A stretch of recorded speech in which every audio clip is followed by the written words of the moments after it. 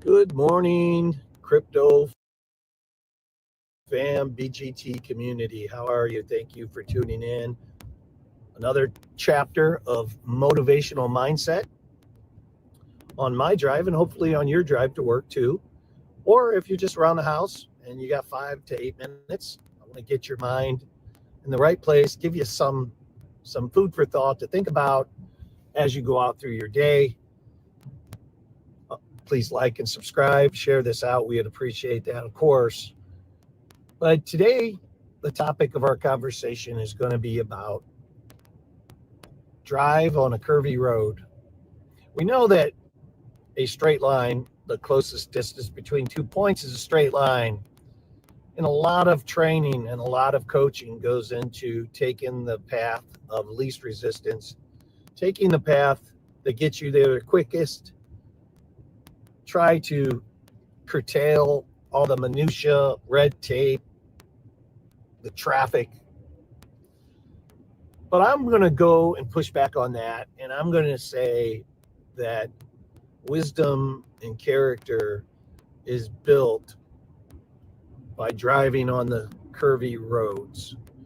So in your driving skills, if you really want to become a great driver, the more difficult the course is, the road is, the better you hone your skills. And as you walk through life, as you move through life, the more bends and turns and curves that you've had to take, the more obstacles that you've had to overcome, the more wisdom you gain. Is it always the quickest? No. Is it always the fastest? No. But typically, it is where you learn the most. Now, when you hone that skill and you sharpen your knife and you become efficient and competent, certainly in the name of time management, you want to get there as fast as you can in life.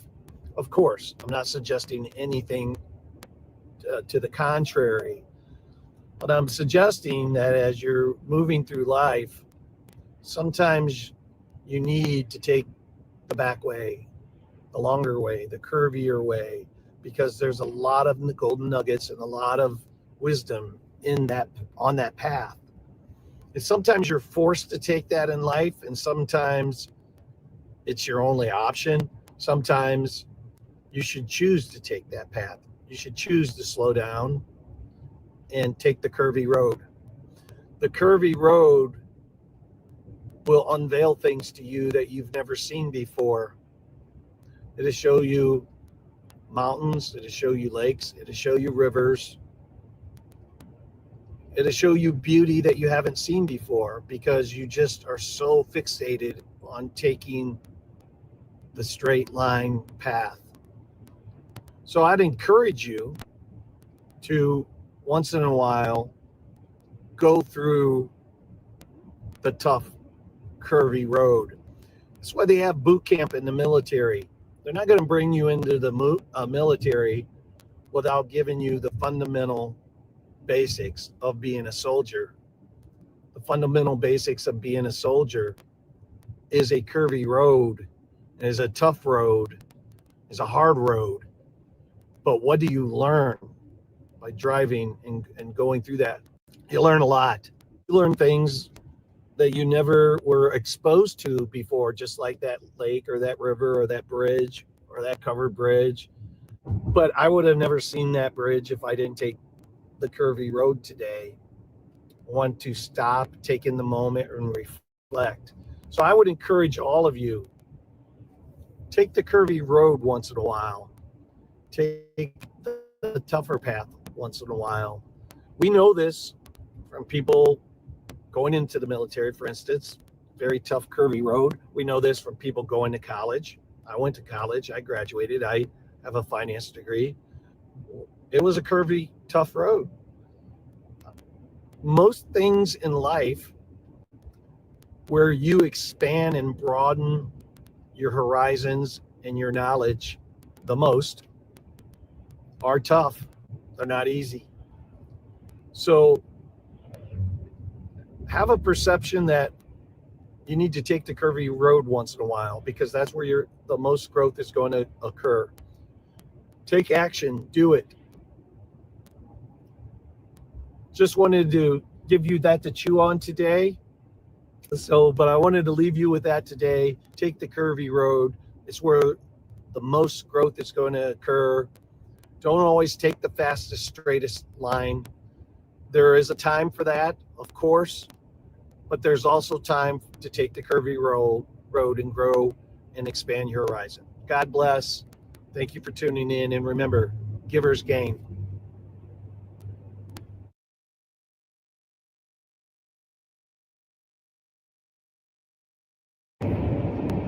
Hey guys, welcome to Billy Goat Tales. This is Crypto Billy, and this is your motivational segment for your drive to work or wherever you may be. It will only be 5 minutes, maybe 8 minutes at the most. What I try to do is give you something to think about so that you can sharpen your saw. And we're going to talk about sharpening your saw, or sometimes you hear me say sharpen your knife. It's the same concept. What does sharpening your knife mean? Well, we've talked in the past about being proactive. Of course, it means that you are always prepared. What is the Boy Scout model? Be prepared. I get asked a lot of times, Billy, you can go on these tangents about things. Where are you drawing all that wisdom from? You can speak intelligently on a given topic, and I've noticed that there's not a lot of edits in your videos, and you just speak your mind, and you're pulling that information from somewhere. And I look at them and I say, yeah, I'm almost 60. I've had a lot of life underneath my belt, and so I'm pulling it from there. I can tell it does not satisfy their curiosity, because the real answer is I've spent a lifetime sharpening my knife. What do I mean by that? Well, if you want to be better, if you want to be successful, if you want to be happily married, if you want to be a great dad, if you want to be rich, if you want to open up a business, you have to be prepared, the Boy Scout model. And to be prepared means you have to sharpen your knife. And that means you have to read books, you have to learn, you have to grow, you have to seek to understand, then be understood. You have to be proactive. You have to have humility. You have to practice. And so all these books over the years and a lifetime of learning, I have studied, and I have buried them in my brain, and I have buried them in my head, and I have tried to build good habits. And all of this collectively is sharpening your knife. You sharpen your knife so when you're ready to cut that meat, it cuts cleanly. Or when you're ready to cut that tomato, it cuts cleanly. There's nothing worse than pulling out a knife and you have a tomato there and you go to cut it and it smushes down and it just pisses you off, right? Because you did not sharpen your knife. You did not change your shoelaces. You have to be prepared. You have to sharpen your knife every single day. You have to sharpen your knife. Every day, you have to sharpen your knife.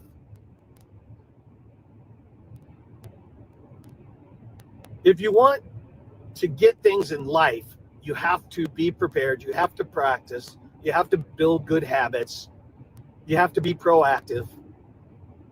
You have to do these things that we teach in Billy Goat Tales. You can't just learn it on this video, hear it, and say, you know what? He's right about that. He's right about that. I need to do something about it. And then you do nothing. The day gets in the way, your life gets in the way, and you end up just doing nothing with it. So take this, sharpen your knife, and practice it. Practice it on as many things as you can. For instance, if you want to be a great speaker, then go join Toastmasters, or go read a book on it, or listen to a podcast on it from somebody that does it every day. Sharpen your knife. If you want to be a pilot, then join the Air Force. If you need to join the Air Force, you got to figure out what it takes to be a pilot. Sharpen your knife, learn, grow. Talk to people that are already pilots, right? Sharpen your knife in all that you do. Spend your time in the morning or in the evening or on your drive to work sharpening your knife. Hope that helped you. I just want to make sure I pass on these things to our community. I am always here for you. I'm always here to help you. I will do whatever I can, and so will all the team members of Billy Goat Tales, to help you sharpen your knife. Have a blessed day. And remember, givers gain.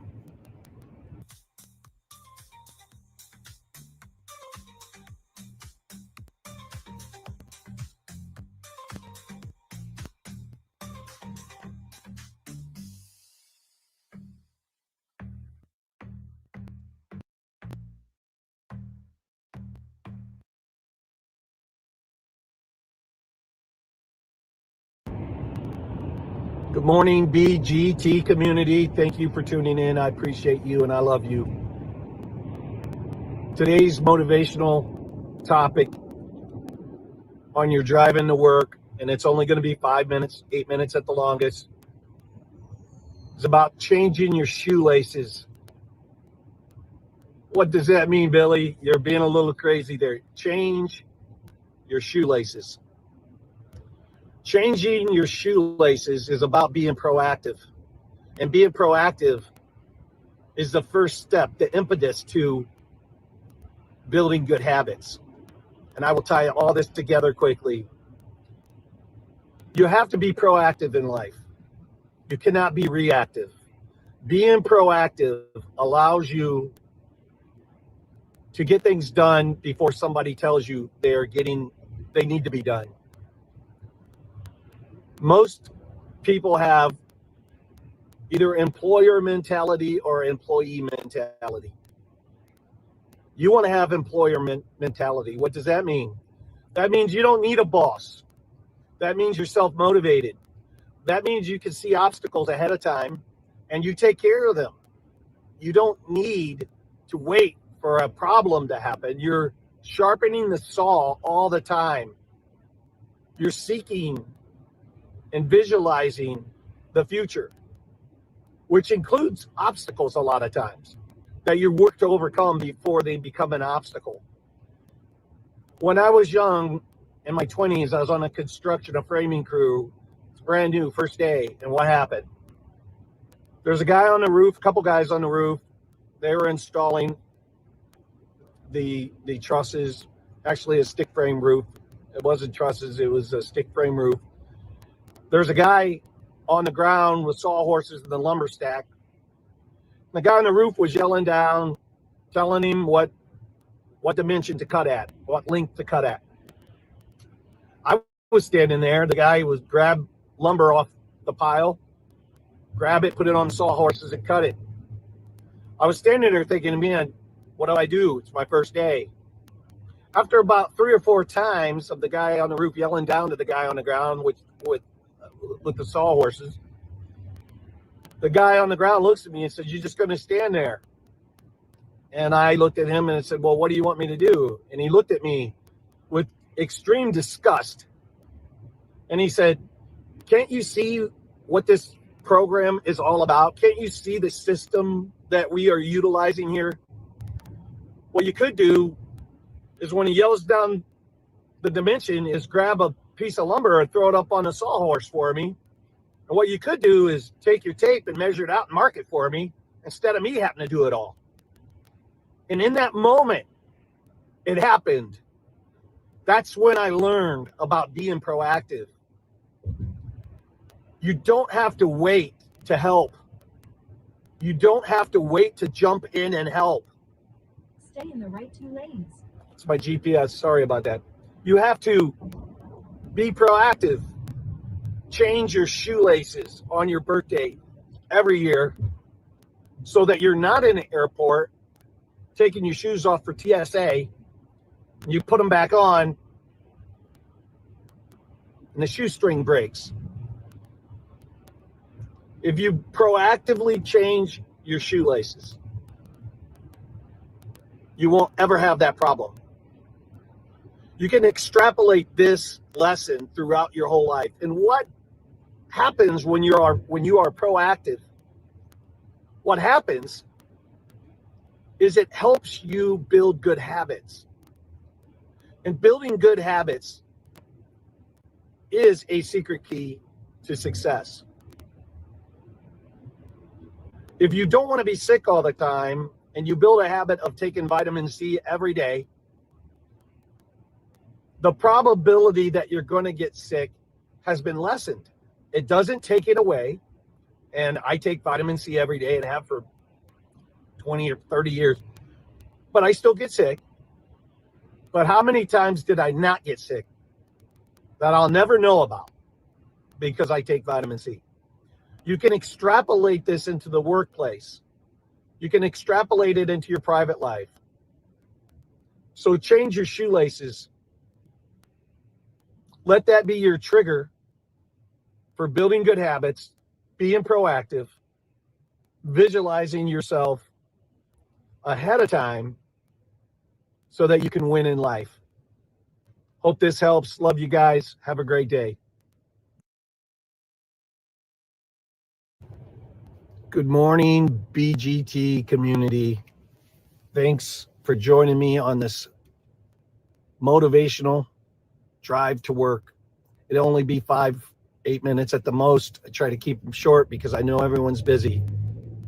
The intent here is to inspire you and make you think about things that you otherwise would not think about to help you improve your life. That's why we exist. That's what we do. Givers gain.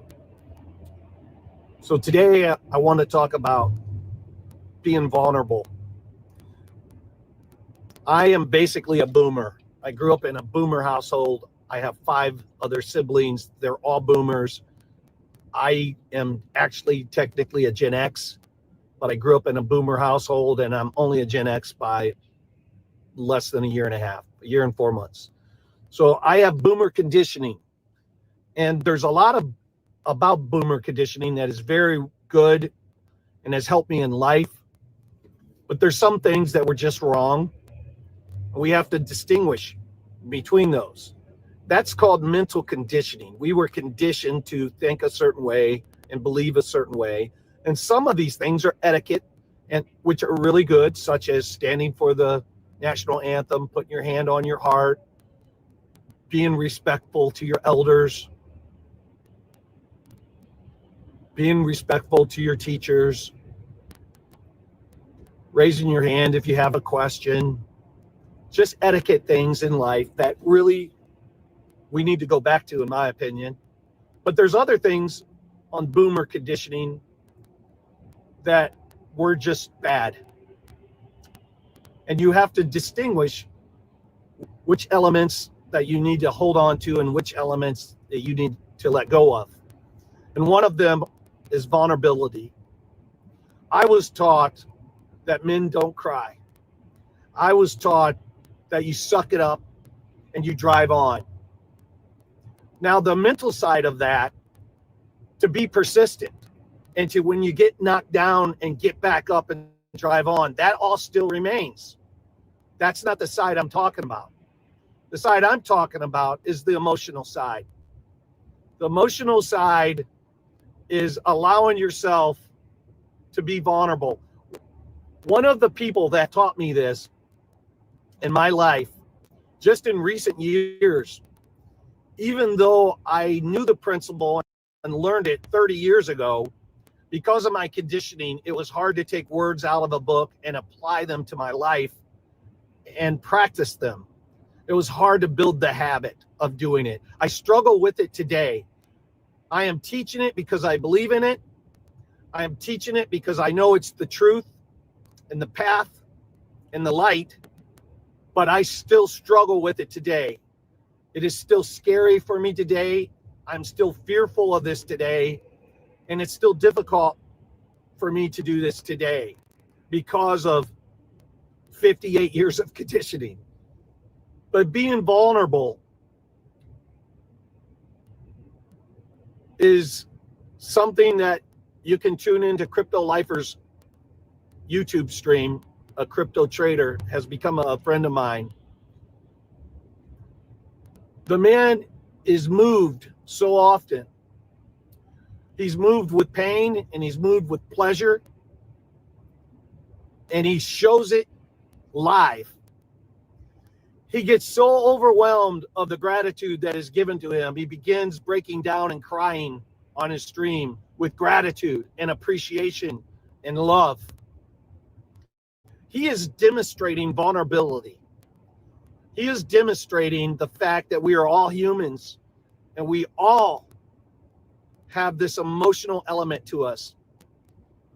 And without even thinking about it, whatever comes to him emotionally, he lets it out. Now, when I say that, of course he's professional. Of course I'm not talking about he's so emotional that he lets everything out. No, I'm talking about he shows love and he shows fear and sadness and he shows gratitude. And I admire that so much because I still struggle with that. Again, it's boomer conditioning. Now, in my family, I have no problem. It's easier around the people you know and love to be so happy you cry or to be so sad you cry. But guys, we have to let it out. We have to show that we're humans, that we're just like each other, that one isn't better than the other, that the size of my wallet does not dictate whether I'm right or wrong, or my character, or my success, or my happiness. So, show some vulnerability. Be yourself. Be authentic. Let people know who you are. And you will see, by doing this, you will be able to capture your dreams. Be vulnerable. Givers gain. Love you. Have a great day. Hope this helps you on your drive to work. Or if you're watching it later, hope this has helped you in some way. Be vulnerable. Good morning, community. Billy Goat-Tails community. Good morning. Thank you for watching. Thank you for tuning in. I want to talk this morning about community, how important it is. I want to say that unlike so many other people that talk about community because it's vogue, because it's the in thing,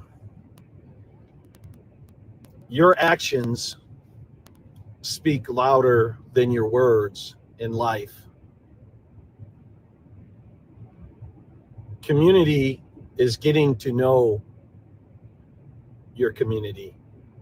And yes, as it grows, it's harder and harder.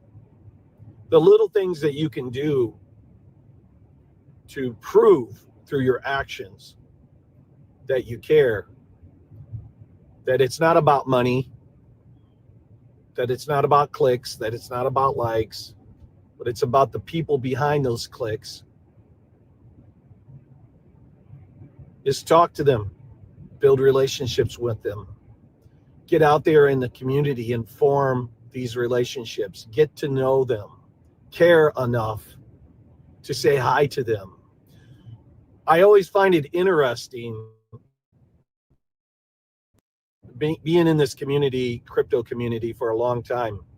When I go on a creator's website, and I know they know me, we've met, and you say hello, or they come into another creator's chat and you say hello to them a couple times and they don't answer you.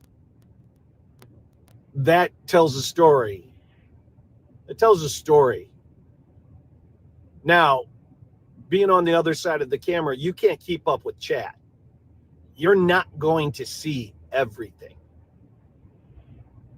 That's why it's good for you to not get mad and get upset, but to keep trying. Saying hello in the morning, saying hello in chat to everyone that you form relationships with and everyone that you want to form a relationship with is very important. It shows that you're willing to connect. It shows that you're willing to put yourself out there. It shows that you want to build a relationship. It shows that you don't think you're better than somebody else because you have 1 million followers or 50,000 followers or 100,000 followers. It shows that you view yourself on an equal footing to everyone else. It's proof. And I am just amazed at how many creators still have not figured this out. So those are actions, not words. It's important for you and your community creators to engage with chat. It's important for you to build relationships with people, and it's important for you to follow through on what you say. And you as well in the community. These are life lessons. These are things that will help you grow, help you achieve your success. But as I talk about community, there is one thing that I want to pass on to you that is secret sauce. People ask how you become successful, and they define success as making millions and being financially free. The folks that are financially free, that doesn't mean they're happy. So if you break it down, you can say, I am happy or I'm not happy. I'm content or I'm not content. You can say I'm rich or I'm not rich. We can determine these things. Are you happy or are you not happy? Are you wealthy or are you not wealthy? To me, and you could throw success in there. Are you successful or are you not successful? So to me, the question is, what do you want? Do you want happiness? Do you want success? Do you want wealth? Do you want all three? What do you want the most? And once you determine that, because I will tell you, wealth does not mean you're going to be happy. And wealth does not mean you're going to be successful. I can tell you, I was a millionaire in my 30s, mid 30s, and I didn't know what to do with that wealth. I can tell you that the best lesson that came to me was when I lost millions in the 2008 financial collapse. Okay, so that was a gift. That was a gift from God in my book. And even though I was walking through the bowels of hell at the time, I can tell you I saw and visualized this gift as a gift. I saw and visualized this gift as a gift. That is a true fact. If anybody tries to suggest that you don't have the power as you're walking through the bowels of hell to have faith that this is happening to you for a reason, I'm here to tell them they're wrong. I was walking through that time frame and I knew that this was happening to me for a reason, and I knew I had to learn from it, and I knew there was something better on the other side. I visualized myself and I felt the emotions of myself already as if it had happened. I knew that I would come back bigger and stronger, and I visualized it and I felt the emotions of it already. I could see it, I could feel it, and that carried me through the moment. These are secret, ancient teachings that we as humans just don't tap into. We just don't tap into these things. We think they're hogwash. We think you can't touch it and feel it. It's kind of like the people we try to ramp up into Bitcoin. We've been so conditioned, they have been so conditioned, that you got to touch this money. I can pull this money out of my pocket and it's in my hand. Therefore, Bitcoin's not. It's abstract. I don't understand. And they get confused and they don't believe and they don't have faith in it. And as we know, faith is the substance of that hoped for and the evidence of that not found. And even though there is no evidence at that moment when you're walking through the bowels of hell, you have faith because because you can see it, you can visualize it. And I would say to you, if you want to become successful, if you want to become rich or wealthy, if you want to become happy, whatever you want, the first step is for you to visualize it. And the first step is for you to add the emotion to it.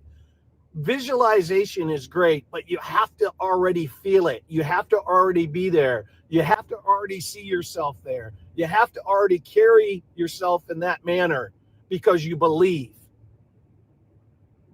I'm passing this secret sauce on to you so that you can become who you want to become. And that's what we do at Billy Goat Tales. We preach, we guide, we help. Love you. Have a great day. Hope this video touched your lives in a positive way. Crypto Billy out.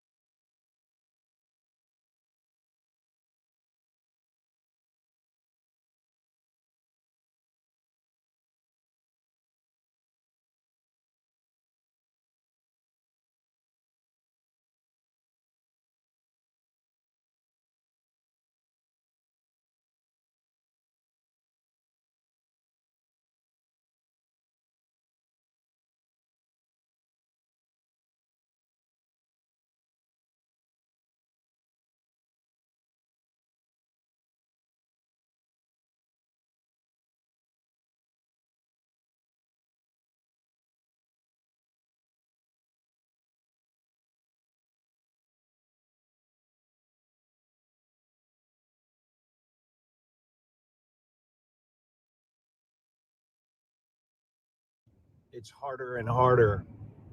The little things that you can do to prove. Good morning, community. Billy Goat Tales community. Good morning. Thank you for watching. Thank you for tuning in. I want to talk this morning about community, how important it is. I want to say that unlike so many other people that talk about community because it's vogue, because it's the in thing, your actions speak louder than your words in life. Community is getting to know your community. And yes, as it grows, it's harder and harder. The little things that you can do to prove through your actions that you care, that it's not about money, that it's not about clicks, that it's not about likes, but it's about the people behind those clicks, is talk to them, build relationships with them, get out there in the community and form these relationships, get to know them, care enough to say hi to them. I always find it interesting being in this community, crypto community, for a long time. When I go on a creator's website, and I know they know me, we've met, and you say hello, or they come into another creator's chat and you say hello to them a couple times and they don't answer you. That tells a story. It tells a story. Now, being on the other side of the camera, you can't keep up with chat. You're not going to see everything. That's why it's good for you to not get mad and get upset, but to keep trying. Saying hello in the morning, saying hello in chat to everyone that you form relationships with and everyone that you want to form a relationship with is very important. It shows that you're willing to connect. It shows that you're willing to put yourself out there. It shows that you want to build a relationship. It shows that you don't think you're better than somebody else because you have 1 million followers or 50,000 followers or 100,000 followers. It shows that you view yourself on an equal footing to everyone else. It's proof. And I am just amazed at how many creators still have not figured this out. So those are actions, not words. It's important for you and your community creators to engage with chat. It's important for you to build relationships with people, and it's important for you to follow through on what you say. And you as well in the community. These are life lessons. These are things that will help you grow, help you achieve your success. But as I talk about community, there is one thing that I want to pass on to you that is secret sauce. People ask how you become successful, and they define success as making millions and being financially free. The folks that are financially free, that doesn't mean they're happy. So if you break it down, you can say, I am happy or I'm not happy. I'm content or I'm not content. You can say I'm rich or I'm not rich. We can determine these things. Are you happy or are you not happy? Are you wealthy or are you not wealthy? To me, and you could throw success in there. Are you successful or are you not successful? So to me, the question is, what do you want? Do you want happiness? Do you want success? Do you want wealth? Do you want all three? What do you want the most? And once you determine that, because I will tell you, wealth does not mean you're going to be happy. And wealth does not mean you're going to be successful. I can tell you, I was a millionaire in my 30s, mid 30s, and I didn't know what to do with that wealth.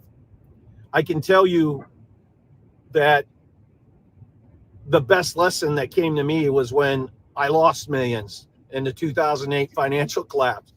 Okay, so that was a gift.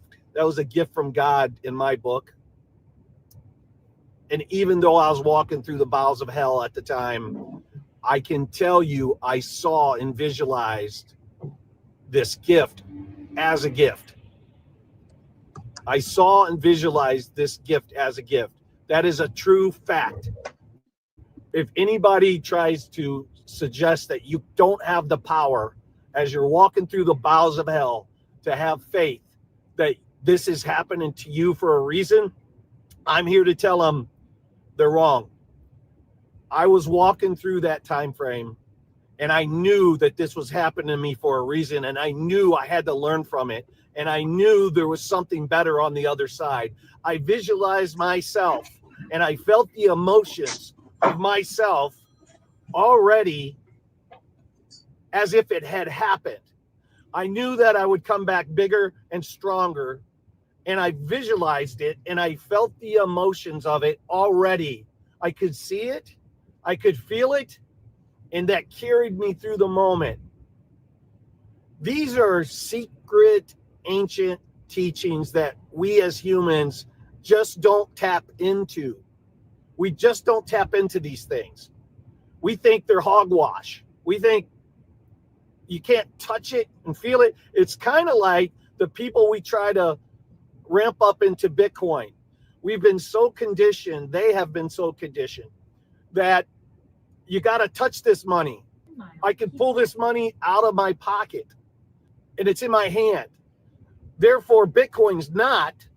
It's abstract. I don't understand. And they get confused and they don't believe and they don't have faith in it. And as we know, faith is the substance of that hoped for and the evidence of that not found. And even though there is no evidence at that moment when you're walking through the bowels of hell, you have faith because you know, because you can see it, you can visualize it.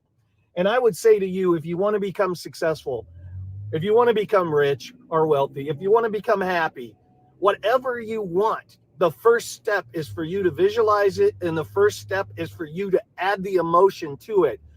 Visualization is great, but you have to already feel it. You have to already be there. You have to already see yourself there. You have to already carry yourself in that manner because you believe. I'm passing this secret sauce on to you so that you can become who you want to become. And that's what we do at Billy Goat Tales. We preach, we guide, we help. Love you. Have a great day. Hope this video touched your lives in a positive way. Crypto Billy out. Hey guys, Crypto Billy here with another motivational tidbit for you on your drive to work or wherever you may be. Today we're going to talk about pain and pleasure. This is only going to take 5-8 minutes at the max. Pain and pleasure. There's only two ways in the whole wide world to motivate somebody. It's either pain or pleasure. I want you to think about that. Every single technique falls under pain or pleasure. It's the only two ways to motivate anybody, including animals. Whether it's your dog, whether it's your cat, whether it's your employee, whether it's your brother, sister, mom, dad, it doesn't matter. There's only two ways, and it's pain or pleasure. So under the heading of pain, when I was a kid, that was a whipping. If I did something that I wasn't supposed to do, I got whipped. That was pain. If I said something to a teacher that I wasn't supposed to say, I was swatted. Pain. Or I was verbally humiliated, right? So they would call you out in front of everybody. It doesn't matter what kind of pain it is. It could be pain with words. They used to say sticks and stones break your bones, but words will never harm you. When I was growing up, well, we've learned that isn't true. That's another boomer conditioning item that I talked about in my other video. But people can harm you with pain, with words, right? So if your dog keeps using the bathroom in the house,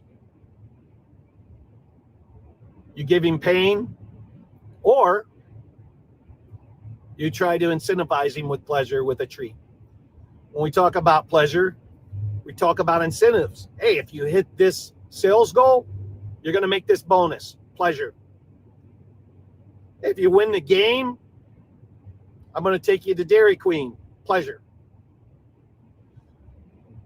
In my life, one of the greatest examples of this was my son was a cross-country runner, and he was good.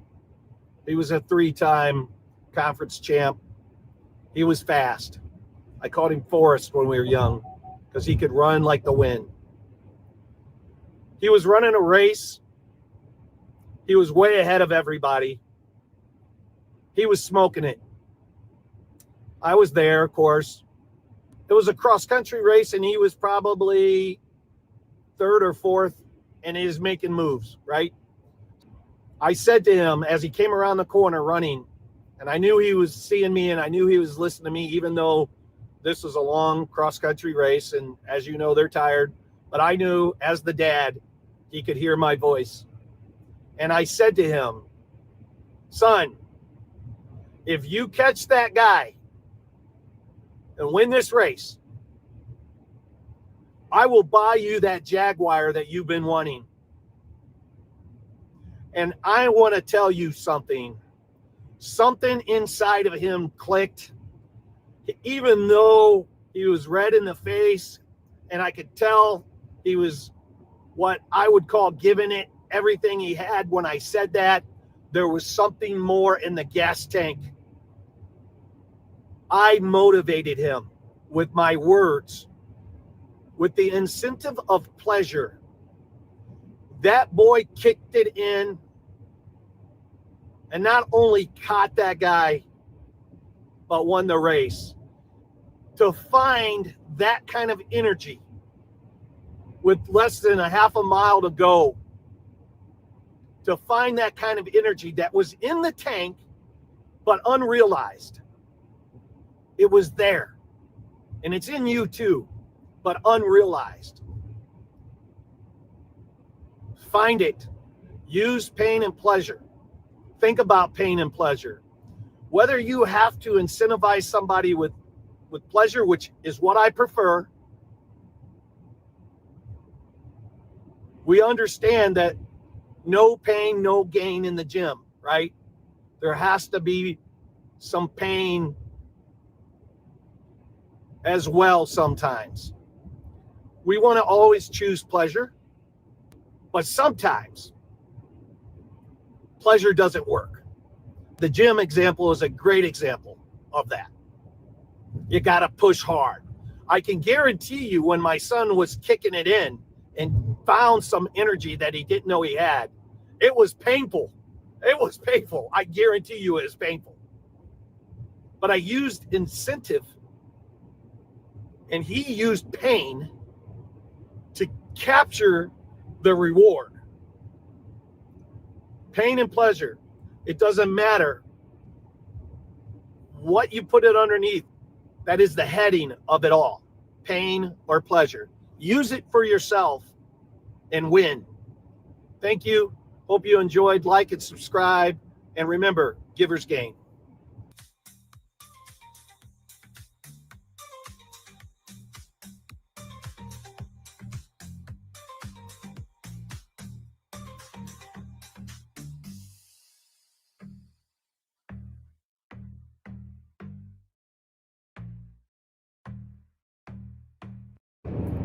I want to talk about seek to understand and then be understood. I want to talk about conflict resolution. So if you are a A-type personality,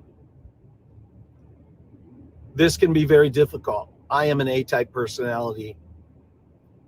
And it's a lesson I had to learn many years ago. And to be honest, you never finish learning these lessons. At least for me, I am always sharpening the saw, trying to get better. I am not better than you. I'm just further down the path because of my age in most cases.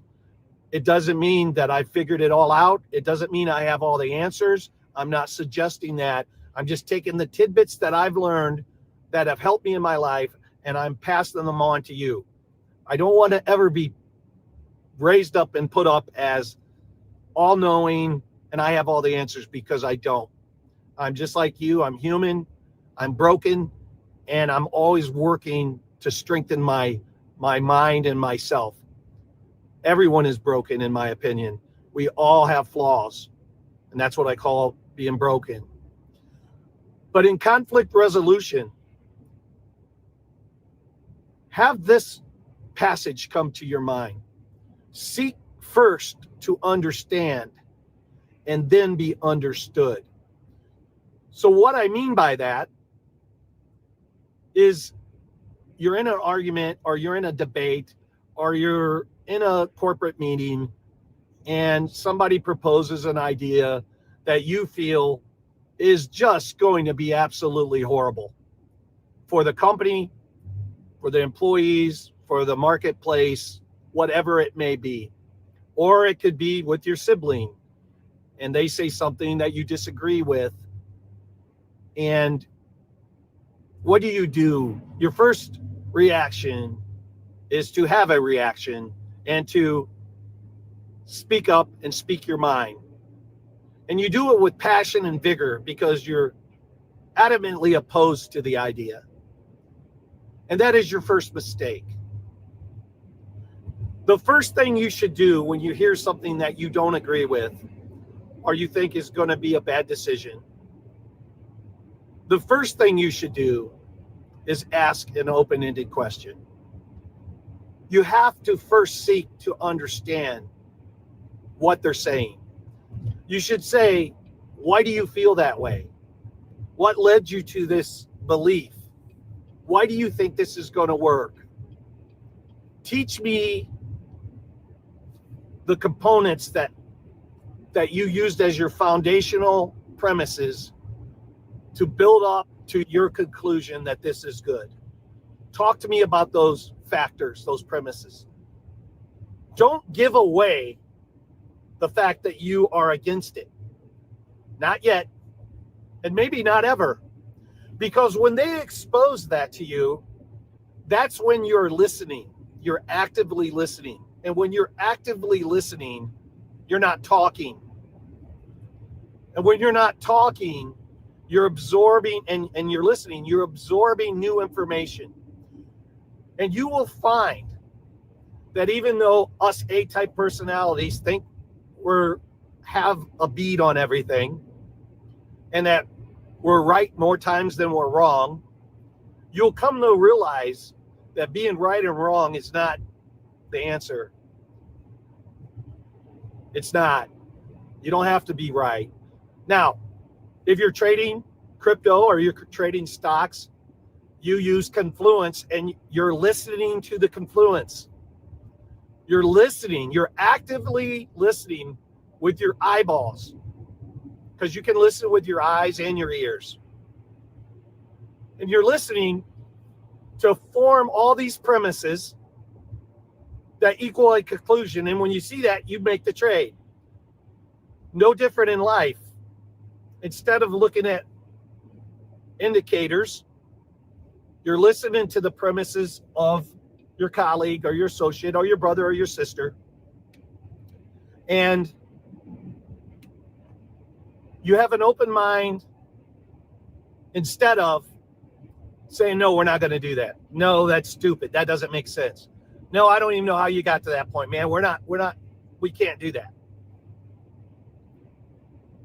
You have to seek to understand first before you open your mouth, because half the time you would change your mind.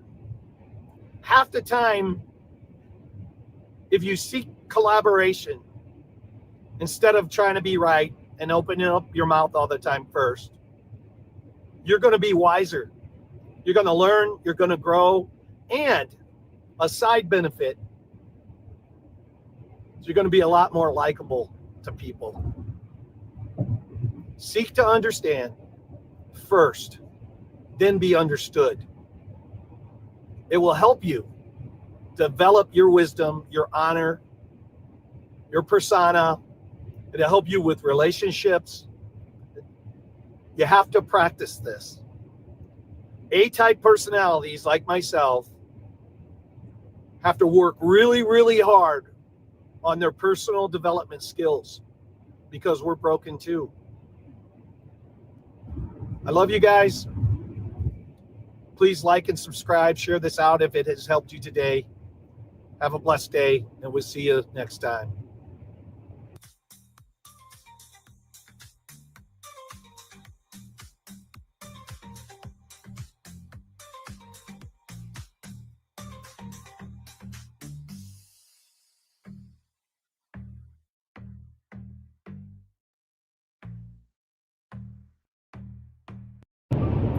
Hey everyone, Crypto Billy here with Billy Goat Tales, and today is another edition of Motivational Mindset.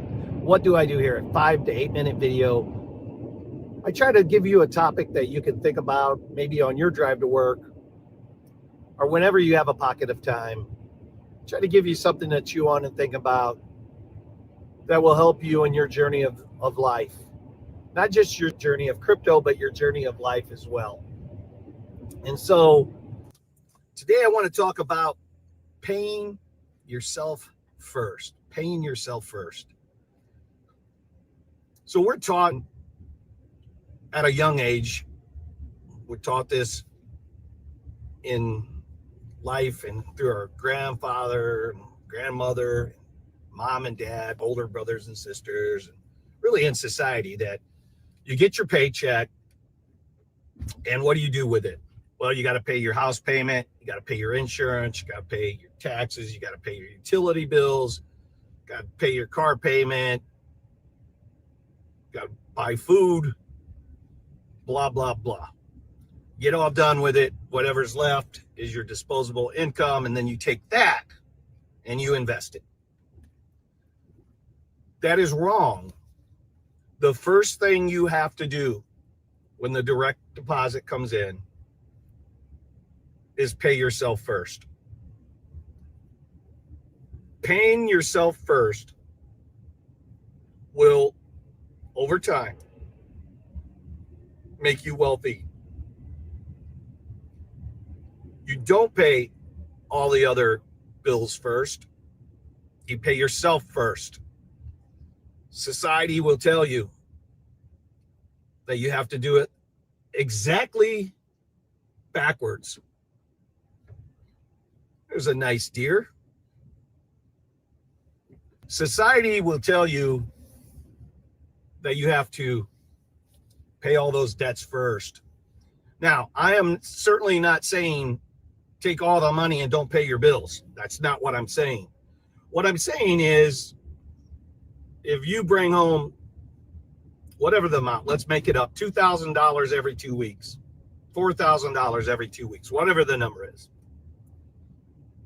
The first $100, $200 needs to be for you to invest with.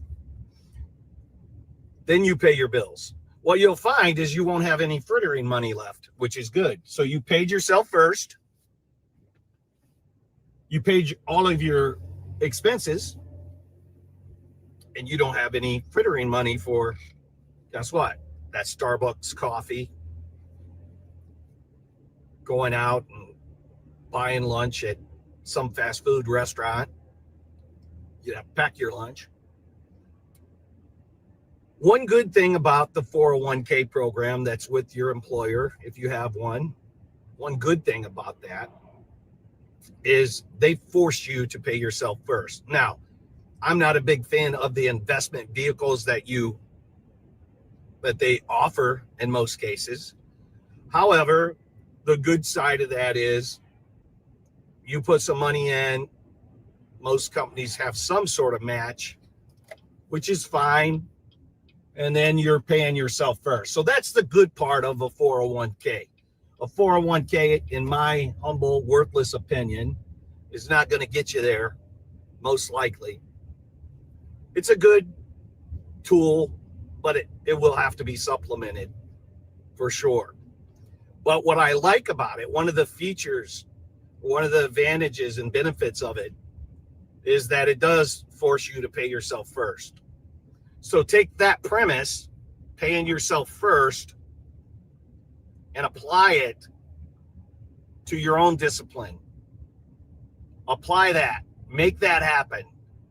Build that habit. Take that action. Be persistent with it. Pay yourself first. You're out there working every day to get ahead. You have to pay yourself first. That's your time. You're on this planet for a limited amount of time. You can't work for the man every day. The man is, oh, I got to pay for this house. I got to pay this insurance. I got to pay these taxes. You got to pay yourself first. It's very important. Now, we can go into all the financial time value of money and future value of money in doing this. This short motivational mindset video, I can't get into all that. However, I'm more than willing and capable of doing that. Even building out to show you the impact of future value of money and time value of money, that this really works. You can do it on your own, but it works. So I'd ask you to pay attention to this and change your habits and pay yourself first. We're in the crypto space, most of us, and you better believe I pay myself first. A great way to do this is dollar cost averaging. into crypto. That's what I do. Just comes right out every single week. And I buy Bitcoin, not telling you what to do, not telling you what to buy. But that's what I do. All right. Have a great day. Thanks for tuning in. Again, like and subscribe. We appreciate the support so much. God bless.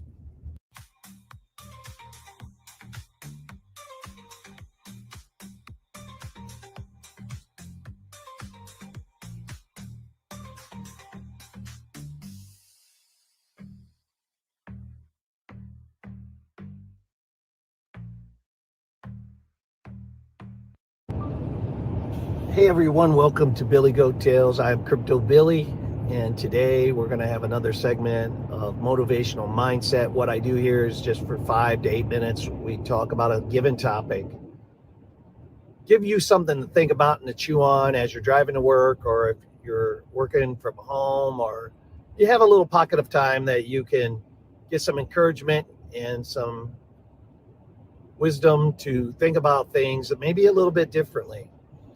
So today I want to talk about expectations. So I'm sure all of us have not had our expectations met before. And if you think about it like this, if you expect this, okay, you expect this, but you get this, your expectations weren't met. And in between those two areas is frustration. Now, if you expect this and you get this, you're happy, right? But if you expect this and you even get more, you're really happy, right? So that area in between is very, very important. What you can work on if you want to, what I work on, is ensuring that I set the proper expectations. In business, it's very frustrating when another party doesn't meet your expectation. Things can go awry really, really quickly. So setting proper expectations for your clients and your customers is very, very important. Sometimes they don't know what questions to ask. You have to cleanly define what you are providing them. And you have to do it in a way where you know you're the expert and they're not the expert. And that takes time. And as we move through this digital age, it's getting more and more difficult. And I can tell you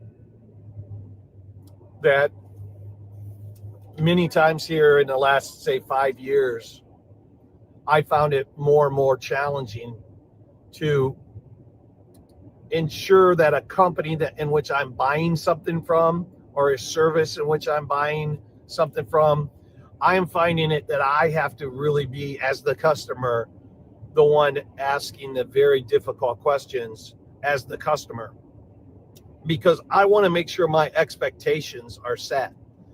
And so I'm taking more and more time to evaluate the company or the person to ensure that all of my expectations are met.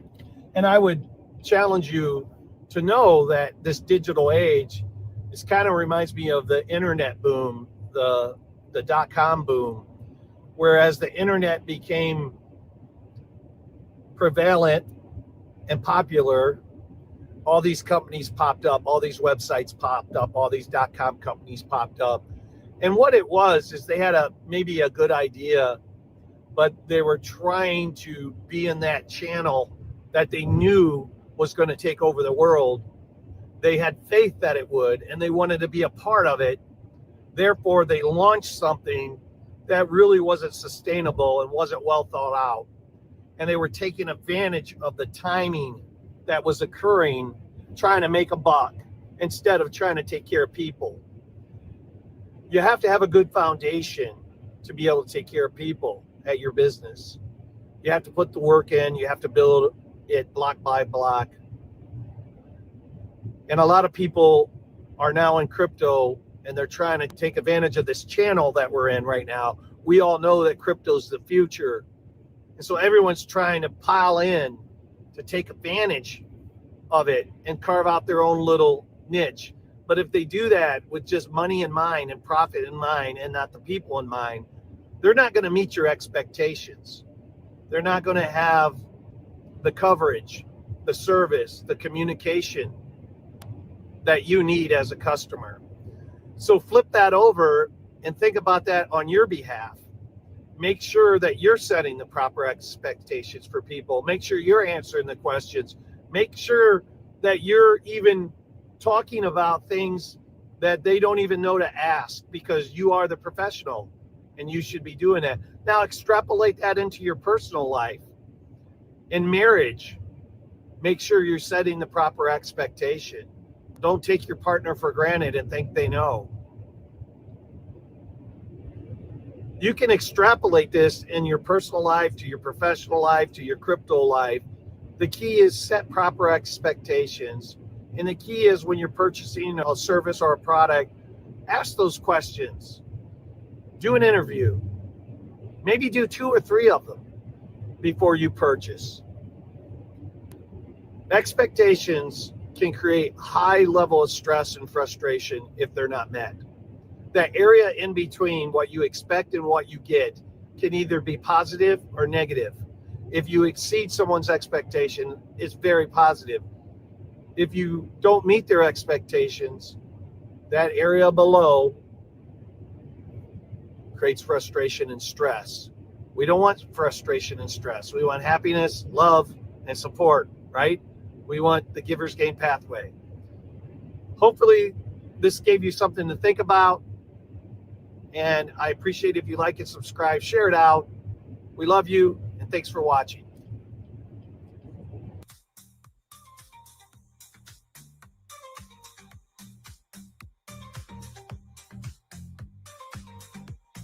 On the Billy Goat Tales motivational mindset series that we have on X. Not that we have on X, that we have on YouTube. So the next clip will play here shortly. Once again, this is just a marathon of all of our motivational mindset videos. We're going to stop it when our X space. Hey everyone, tonight, 9 p.m. Eastern. It's Crypto Billy feel here. Free to join us on Today, it. Billy Goat Tales. We're going to be talking about next time. Thanksgiving. Another chapter in the motivational mindset series. And I think it's appropriate time to talk about Thanksgiving, since Thanksgiving is upon us. So when talking about Thanksgiving, I think the first thing we all have to do is stop, slow down, get out of the rat race. Quit checking your crypto balance. Quit going to the exchanges. Make a deposit into yourself. Enjoy your family. Do what you want to do that is not related to crypto. As they say, go out and touch grass. But what's really important is family. So this is the time where you've been racing around all year long. Been trying to get those gains. You've been trying to stay current on all the crypto news. You've been trying to position yourself for the next step, which is great work. But you're doing all of this without rewarding yourself in a non-financial way. What I mean is, all of those things can help you obtain financial wealth, but do they fill up your cup? Do they give you contentment and happiness? Connection is what is important. Connection to your family, to your kids, to your grandkids, to your mom and dad, to your brothers and sisters. If you were alone on the planet, it would be miserable, right? So if you ever watch that series Alone, you can understand that humans need other humans. Period. Humans need other humans. That's filling up your cup. So take an inventory this Thanksgiving. Take an inventory of everything that you're thankful for. Write it down. Write it down. Literally, if you have a journal or if you have a notebook or on your phone, go to notes. and just list out what you are thankful for. Please do this. It will drastically and greatly help you. It will help you stay and keep your priorities straight. It will make you understand what you're doing all this for. Just like we talk about writing down SMART goals, we also need to understand what you are grateful for. And when is the best time to do this? There is no better time than Thanksgiving Day. So write down what you're grateful for. Those go into your consciousness. They go into your brain. They go into your subconsciousness. And even when you don't know it, they will pop out and keep guiding you. There's this thing called the reticular activating system in your brain. And this is the thing that, say you go out and buy a brand new model car, a new car model. And when you buy it, you get on the road, you're driving it, you're in it now. Suddenly your brain sees that same car everywhere on the road. You didn't see any of them before. It's a new model. It's a new model, right? A new series of car. You didn't see any of them. But now your brain subconsciously picks that up, takes a snapshot, and everywhere you look, you see that snapshot. That's the reticular activating system in your brain. It's a part of the brain that we just still have not understood enough, nor have we harnessed the power or leveraged the power of the brain that allows us to utilize this and help us grow, help us achieve our goals. But we're working on this, right? There's a lot of scientists, there's a lot of doctors that are working on these things. They're very important. So this Thanksgiving, take an inventory of what you're grateful for. Write it down. Understand that exercise is doing more than just putting it on paper. That exercise is depositing that information into your brain. And even though you might forget about it, as soon as you write it down the next day, trust me, it's in your brain. Trust me, your subconscious sees that and uses that to help you make decisions behind the scenes. I hope you all have a great Thanksgiving. I hope you can unplug from crypto and enjoy the day. God bless.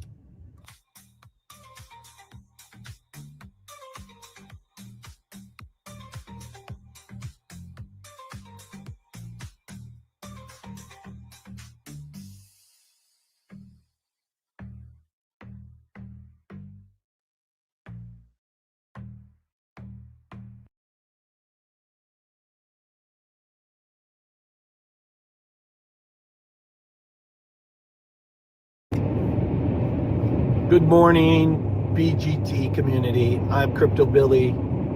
Today is another segment of Motivational Mindset. On your drive to work, or if you're sitting at home, working from home, whatever you're doing, hopefully this little 5-8 minute segment gets you in the right mindset, give you a little something to think about. Today we're going to be talking about pockets of time. I wrote a manuscript, a book, at least 25 years ago. I never published it. Even though I am now a published author, I just never published this. I am going to take action and get it published. And it's called Pockets of Time. And what's it about? We're all given the same amount of time, 24 hours. The key is, what are you doing to help yourself in that 24 hours? So we're all equal. We all get the same amount of time. The question is, what are you doing with your time? And the way I want you to look at this is, we all have these pockets of time that, if you're not paying attention, go idle and they're wasted. You cannot waste time. You have to use time and leverage it for yourself. If you waste time, you're not going to be able to get to where you want to go. So what am I talking about exactly? I'm driving up to Knoxville, Tennessee. It's a 4-hour drive. And what am I doing right now? I'm using this dead pocket of time to get business done. I'm using this dead pocket of time that would otherwise be viewed as wasteful to help you. Everyone has pockets of time every single day. The question is, what are you doing with that pocket of time?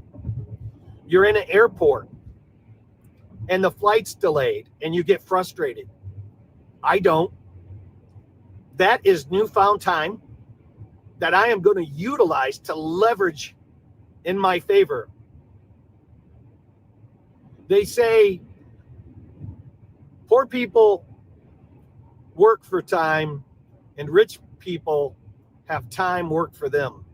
Now think about that.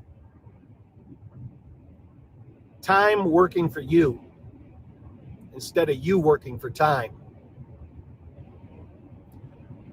These are gifts. They're golden nuggets that have been dropped in your path, and it's all about your perception. You're in traffic, and I gotta admit, traffic irritates the living crap out of me. From just a natural, organic human experience, it absolutely grinds me. But the next thought is, oh, I have 15 extra minutes. I have 20 extra minutes. I can make this phone call. I can get this task done. I use that time. Everyone is granted these golden pockets of time, these gifts. In your day, you get these delays. You get these pockets of time. I used to tell my son in Little League back in the day, a long time ago, I used to tell him that when you come home, instead of playing games, use that pocket of time to sharpen your knife, to sharpen your saw blade. And if you want to become the best pitcher, which he was a pitcher, then you need to practice. Take that 30 minutes that you're wasting and go sharpen your saw blade. Use the pocket of time. And it stuck with him. He's 31. He speaks about that to me today. Pockets of time. It resonates with him. He's become a very successful doctor, and he had used pockets of time theory over and over again. When everyone else was out partying, he was studying. They were out getting loaded and having fun, which you have to do in college, don't get me wrong. But you can't do it all the time, right? You have to use a pocket of time to leverage for yourself. So think about this, pockets of time. Look at them as gifts. Perception is the key. Think of them as gifts, leverage them for yourselves, and be happy that you've been granted this pocket of time that you otherwise would have not had, and use it. Appreciate you guys. Love you guys. Please like and subscribe. Share this out if it helps you. We're all about helping you. And remember, givers gain.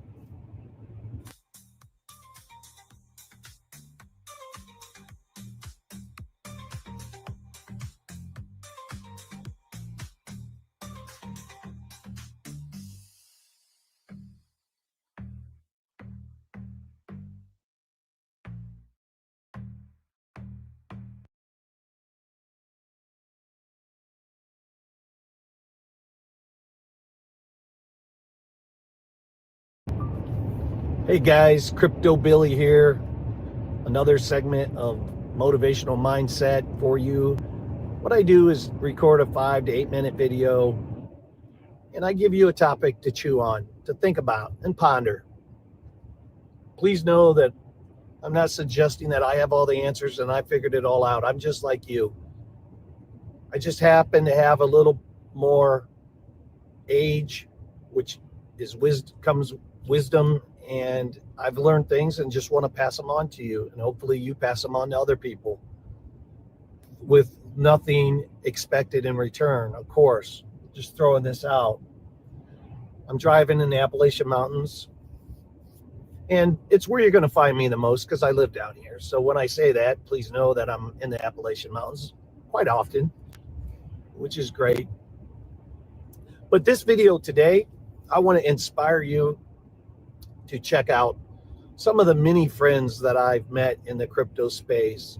And when I say friends, I truly mean that. These are not people that I don't know. These are people that I've met. Sometimes, many times I've met them. Some of them I've been to their houses. Some we've hooked up at events. We talk on the phone. We DM often. They show up in my community. I show up in their community. We support and love each other. And some of these relationships I have are deeper than other relationships.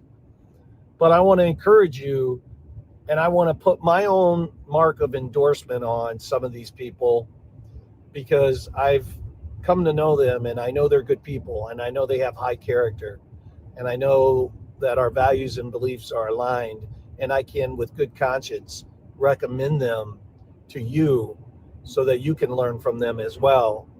And as time goes on, you will see that I am not going to be quick to endorse people.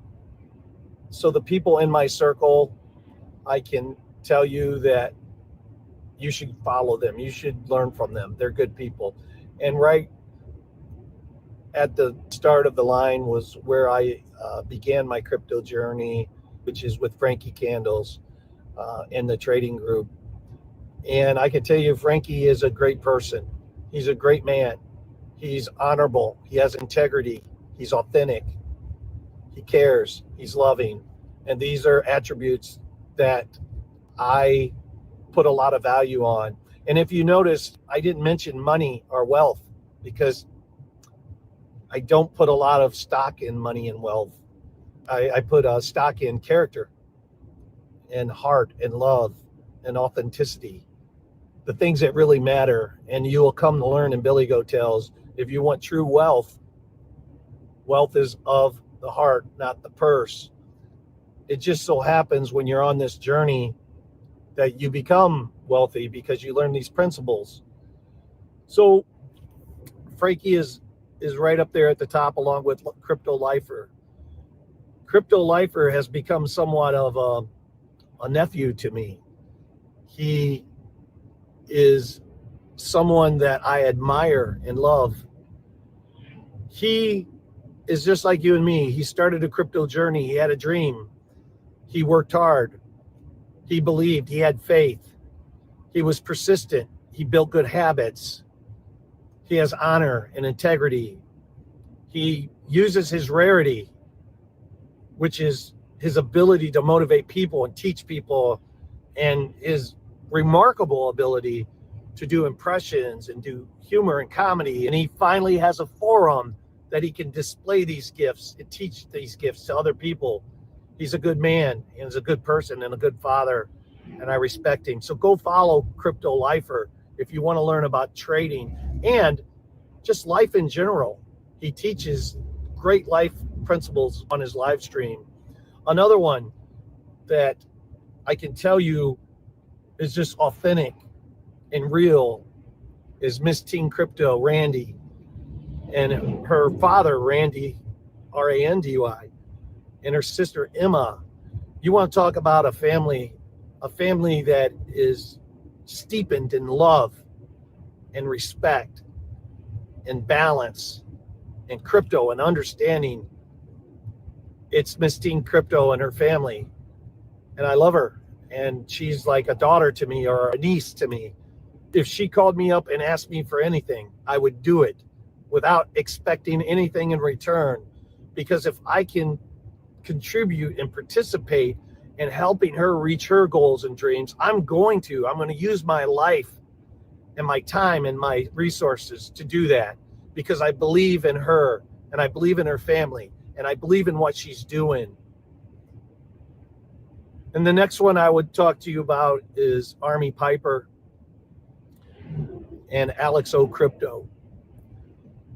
both of those guys. Alex is like a son to me. I was there when he started his journey, and I would do anything for Alex. He is the salt of the earth, and I love his passion. And he had a dream. He had a dream, and he's he just took action. And he was uncertain about his future and his path forward, but he had this passion and dream, and he stayed persistent. He worked on sharpening his saw and building good habits. And I could tell that this guy was the real deal, that he's not a fake, that he's authentic, that he has the same character as myself, and whatever I could do to help him without needing anything or wanting anything in return whatsoever, I was going to do. I was going to use my life to help his life if I could. And the same with Army Piper. We met at a conference, and immediately we had the vibrations that were coming through from me to him and him to me. We synced, and I felt the kindred spirit. And I knew that this was a guy that I was going to get to know. And through that, we've had so many private conversations, and I could tell that he's the real deal. And he's in my circle, and he's somebody that I will endorse and help. Even when, some of these guys don't need my help, just to be clear. Some of these guys don't need Crypto Billy. They can do it on their own now. But that's the gift, see? That's the gift. To me, it's whatever I can do to help, whether they need the help or not. I am going to help them and not expect anything in return. I'm going to endorse them. I am going to give them my mark of saying, these are givers gain people. These are people you can trust. These are people that I love. These are people in the crypto space that share the same types of crypto beliefs that you believe in. They can help you. They can guide you. They are technical guys. And a lot of those guys, with the exception of Miss Team Crypto, are trading, because I am a heavy finance trading guy. But I can tell you that they have never disappointed me. I can tell you that unlike others in the space, if they believe that their net worth is more than you, then they have nothing to do with you. What do they need you for? Isn't that interesting? That angle, something that I certainly don't believe in, because I believe that you can help people even if your bank account isn't as deep as mine. And I believe that you can help me even though your bank account isn't as deep as mine. So I want to say this. I believe that it's going to be very important as time goes on and years click by, that the givers gain circle and the people that are in the circle and the Crypto Billy and the Billy Goat Tales endorsements of high character people doing the right things that you can trust is going to become more and more important as time goes on, because we're going to be a community that you can trust. We're going to be a community that isn't all about riches and wealth. Look at me, and I got all this stuff. No, it's about you. It's about character. It's about your principles. It's about you wanting to get to the next level, and you need a mentor. You need someone in your life that's going to help you do that. That not some guy you watch on YouTube, that you can actually get to know, and we will meet in real life, and we will shake hands. And that's what I believe that Billy Goat Tales is all about. So I wanted to do a shout out to those folks, and I'm going to ask you to follow them if you're not already. Much love. Thanks for watching. And remember, givers gain.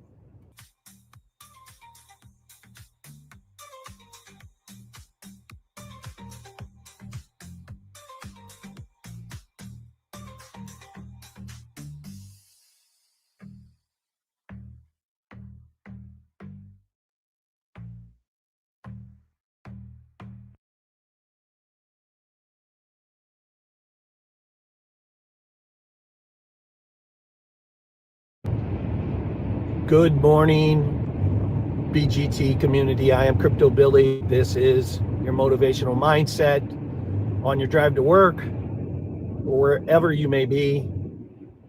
I want to give you some motivation and some coaching to help you get to the next level. It's only going to be 5 to 8 minutes, and I hope it helps you. Today, we're going to be talking about character. Character is very important.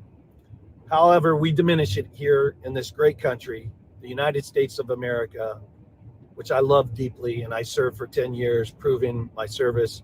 I love our country, and I love America. But we are a capitalistic country, which is great. But what does that really mean? It means that we follow the money. That means all the advertising you see is about purchasing. It's about purchasing. So we've been conditioned to follow the money. That is why instinctively what we do is we listen to billionaires. We're interested in billionaires with 1 million subscribers, and we're interested. And we're really interested in them because, hey, they've made $1 billion. They must know what they're talking about. But does it mean they're good people? Does it mean that they have high character?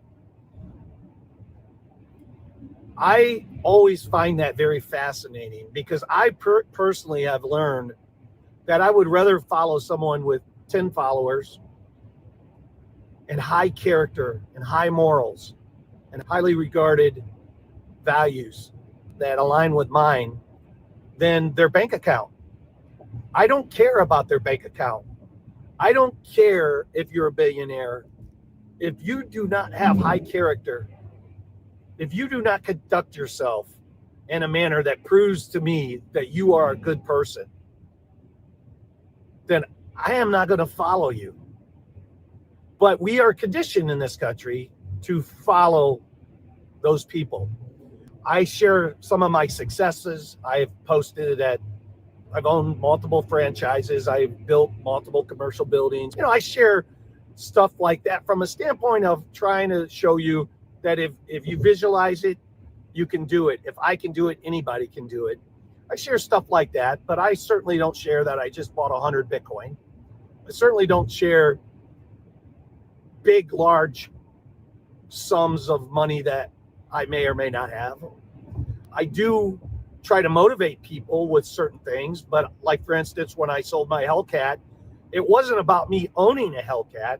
It was me about having faith in Bitcoin, and that in November of 22, that I felt we were close to the bottom, and I felt it so passionately. The thing that I love the most, I love muscle cars. My dad was a muscle car guy. I'm a muscle car guy. I share that, but I sold what I enjoyed, this asset, to buy 2 Bitcoin at 16.5 and 19.5. Yes, sharing those little tidbits, but I certainly don't try to suggest with every single post and every single piece of my fiber that I am somehow, I know more than you, and I have more money than you, and I'm wealthier than you, because I believe the most wealth comes from the heart.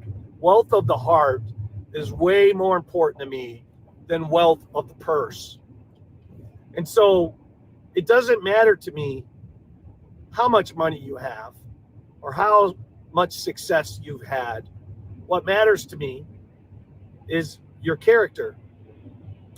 And you don't have to go back too far in people's lives to get an understanding of someone's character. What I can tell you point blank is I would love a forensic investigation of my character, who I am as a father, who I am as a husband, who I am as a friend, who I've been in business, the decisions I've made in business, the failures I've had in business. I talk about my failures in business all the time. There's no skeletons in my closet. I can speak openly about that. And everyone knows that I've been with my bride. We are high school sweethearts. And marriage is very difficult to navigate. You have to do it with concessions. You have to do it with listening, with love. But to be married and to be together for over 40 years is very difficult to do. And it's one of my greatest successes. So what I say to you is, please take a look at the character behind the PFP. Be careful of who you follow. Do your own research, DYOR, because subscribers and money do not define the person. Character defines the person. Think about that, chew on that, and I hope you have a great day. Please like and subscribe, and we'll see you next time.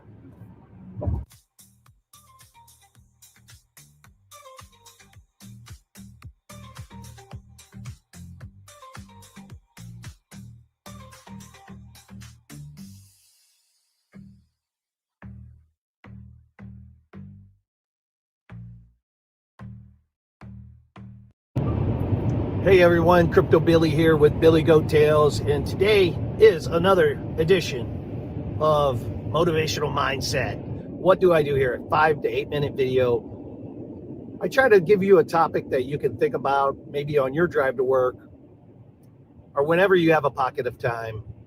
Try to give you something to chew on and think about that will help you in your journey of life. Not just your journey of crypto, but your journey of life as well.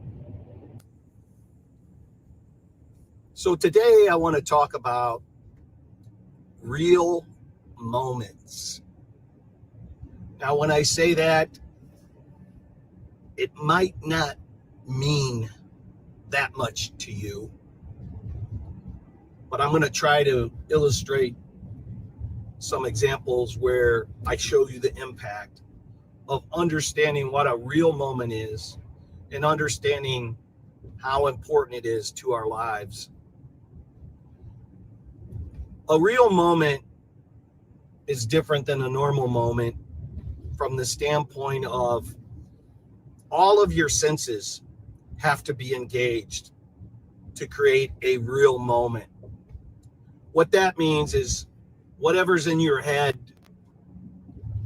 that you're thinking about, maybe you have to go to an appointment, maybe you're running late, maybe you're hurried and rushed, and somebody wants to have a deep philosophical conversation with you. It's hard to engage and be in the moment fully with all of your senses when your headspace is not in the moment. To engage a real moment, you have to actively listen carefully. You have to, in your mind, suck in the universe. You have to bring it into you. You have to pay attention to whatever the moment is. You could be at a baseball game, a football game. You could be at a rock concert. You could be with your loved one. You could be in a single conversation with another person. But our lives are made up of snapshots. And what you want to do is fill your bag with these good snapshots, these positive snapshots, these positive real moments. And to create those real moments, you have to fully be engaged in the moment. All of your senses have to be alive. You have to actively think about, I want to shut my brain off and be here and absorb it. Take it in. Let your skin take in the moment. If you're at a baseball game with your son or your daughter and you're trying to enjoy the game, somebody spills their Coca-Cola. What you have to say to yourself is, that doesn't matter. What I am enjoying is this time. A real moment is connected to time. We only have so much time on the planet. When you're young, you don't think about that because you think you got all kinds of time. There's nothing left but time. I'm 21 years old. I got all the time in the world. You don't. You have to collect real moments. And the only way to collect real moments is to ensure that all of your senses are engaged. Touch, smell, feel, see, hear. Open up your senses, and you have to say that to yourself and take it in and enjoy it. It takes practice to do this. I have ADHD. If you have ADHD, you're going to really struggle with this. It took me years, and I don't want to even call myself a master of this yet. I want to call myself someone that's down the path with it, and I can trigger it a lot more easily than I used to. A real moment is something that you don't forget. In your mind, you will be able to recall real moments a lot quicker than any other moment of your life. It'll be 10 years later, and you can recall a real moment. You know why? Because you were in the moment. You weren't thinking about what you wanted to say. You weren't thinking about anything else. You were in the moment. Your goal is to collect real moments, to make your life fulfilling, to make your life count, to make your life matter to somebody else. And to do that, what do you got to do? Give. Give your senses. Give your time. Lend a listening ear to someone. Real moments are powerful. They're not taught anywhere. They're part of the secret keys to life. You really need to focus on collecting real moments that matter to you. And to collect more and more and more of them, you have to engage your senses. You have to be present. You have to clear your mind. You have to take it in. And when you do that, and a few years later, you try to think about it, your mind will recall that moment just like you perfectly filed it away in a filing cabinet that's correctly labeled. Your mind will go to it and retrieve it so perfectly because it's a real moment, not just a moment. We all have moments. This is a moment right now. Okay? What you want is real moments that allow you to retrieve them and that are connected to things that you value most. Lots of good books on this. Go check them out. I don't want to shield any particular author here. Thank you. Like and subscribe and share this with your friends. We would appreciate it here at Billy Goat Tales. We love you.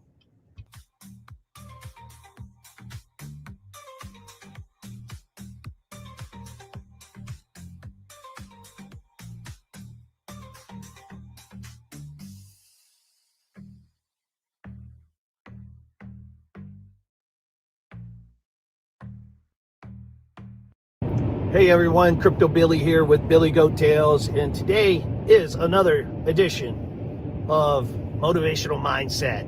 What do I do here? A 5 to 8 minute video. I try to give you a topic that you can think about maybe on your drive to work or whenever you have a pocket of time. Try to give you something to chew on and think about that will help you in your journey of life. Not just your journey of crypto, but your journey of life as well. Today, we're going to be talking about we are the 1%. So for those of you in our community that are not crypto based, most of you are, but there are people coming in that are more about personal development and they might not be exposed to crypto. This particular video, I am going to be talking about we are the 1%, which really we can get there and be the 1%. In the crypto space. The crypto space, Bitcoin in particular, is the last bastion, the last hope for your generation, a generation X, Y, and Z and Alpha to become the 1%. It's really one of the simplest and easiest ways to become the 1%. As we all know, Bitcoin was pennies in 2009. and today it's pushing $100,000 a coin. That's not a lot of years, 15 years. Okay, you could have been a billionaire. I have a buddy, pretty wealthy guy. In 2022, he could have invested. He had the disposable income to invest $50 million. He could have put it all in Bitcoin in 2022. And if he would have, today it would be worth $250 million. That's 2 years later, 24 months later. So just downsize that. You put $1,000 in. The percentage is the same. We are the 1%, but to be the 1%, the future 1%, you have to invest in the crypto space. It's going to be one of the only ways that you can do it. I am not telling you what to invest in. I am not giving you specific investment advice. I'm telling you the crypto industry is an industry in which you can become the 1%. I'm telling you it's going to be very difficult to try to time the market in any other thing. For instance, stocks, bonds, mutual funds, puts, calls, warrants, options. So of all the financial products that are out there, the crypto space, especially using dollar cost averaging into Bitcoin, is one of the most safest and bountiful avenues that you can take. So if you want to become the 1%, the next group of 1%ers, then you need to at least look at and do your own research and investigate Bitcoin. Now, for those of us that are in the crypto space, those of us that are already in Bitcoin, we are the future leaders in this space. We are the future responsible leaders in this space. What do I mean by that? Well, guys, we have to make sure that we sweep out our corners. We have to make sure that we do the right thing. We have to make sure that we're very careful and considerate, and we have to lead by example that Bitcoin is the future. We have to do that very responsibly, however. We never want to give financial advice, of course. This space is going to be getting cleaned up by the SEC and the United States government over the last several years. It already has been. And so we want to make sure that we are providing great feedback, great real world, live, truthful examples of what could be. And we want to help each other. We want to help each other get there. And how do we help each other get there? Number one, we have to be honest. So for example, in my illustration of my buddy, he had 50 million disposable income. Go back and look at the charts. In November of 22, Bitcoin was $20,000. Bitcoin was $20,000. Okay, so extrapolate that forward. If you would have put 50 million in, and it's $100,000, it's 2,500 Bitcoin. 2,500 Bitcoin at $100,000 each is your $250 million. Okay, so it's real. It's not some example that isn't real. So when we provide this kind of stuff to our community members and each other, let's just make sure that we are doing a very good job of passing on real data that can impact people's lives in a positive way. You are the 1%. How do you get there? You have to believe it. You have to manifest it. You have to see it. You have to take action. You have to be disciplined, but you can get there, guys. You can get there. You can be the 1%. I know you can. We are all in the process of doing it, right? So be disciplined. Look at Bitcoin. Share the message, and I'll see you next time. And remember, you are the future 1%.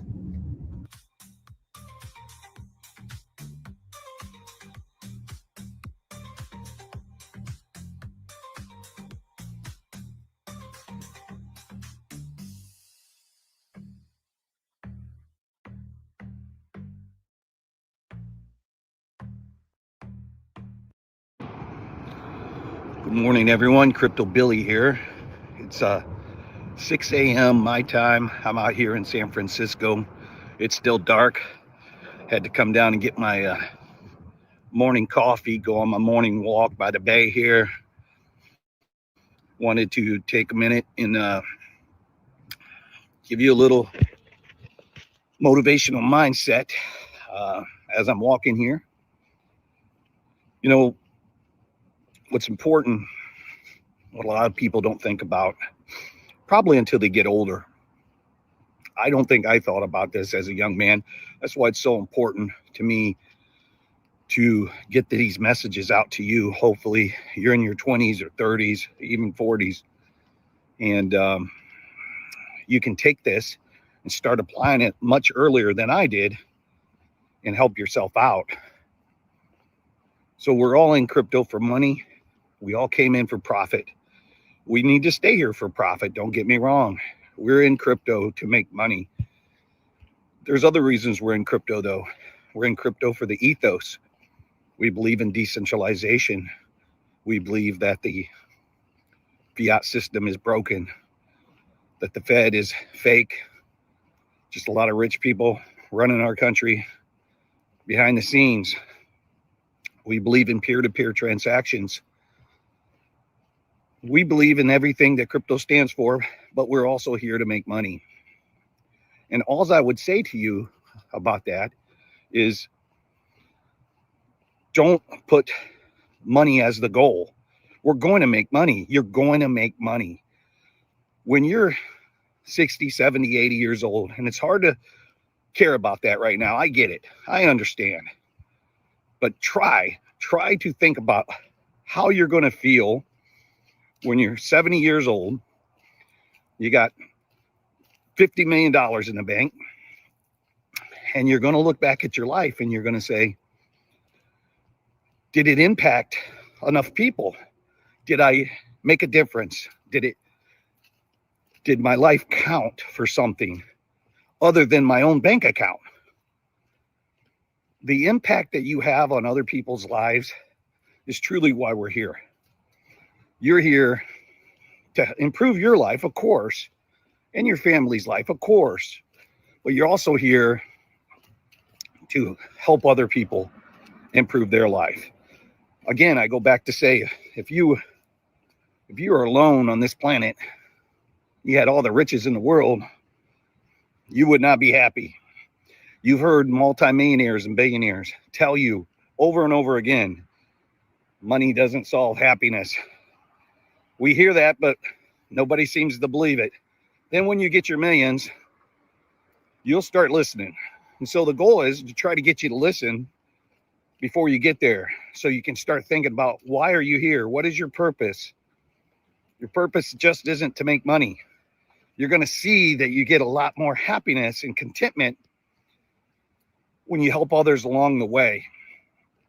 That's what life is all about. When you have other people tell you how important your life is to them, how much that you help them, you'll see how important it really is. When I was a little league coach for my son's team, there was a kid on there, not going to say his name, but I could tell you this, he moved me. I knew he came from a broken family, and I knew he needed love. And I worked with that boy, and I worked with him. And even though his behavior was bad sometimes, but I responded in love and not in anger. I coached him. I loved him. I helped him. And then one day, a couple years later, my son brings home the paper that this boy had written to his teacher. The topic was, who is your hero? And this boy wrote a paper about me saying that I was his hero. And it was beautiful. I still have it. The love that poured through my body when I read that, how much I meant to him, how much I changed his life. That is what life is about. All these little things collectively make you who you are. So let's get the gains.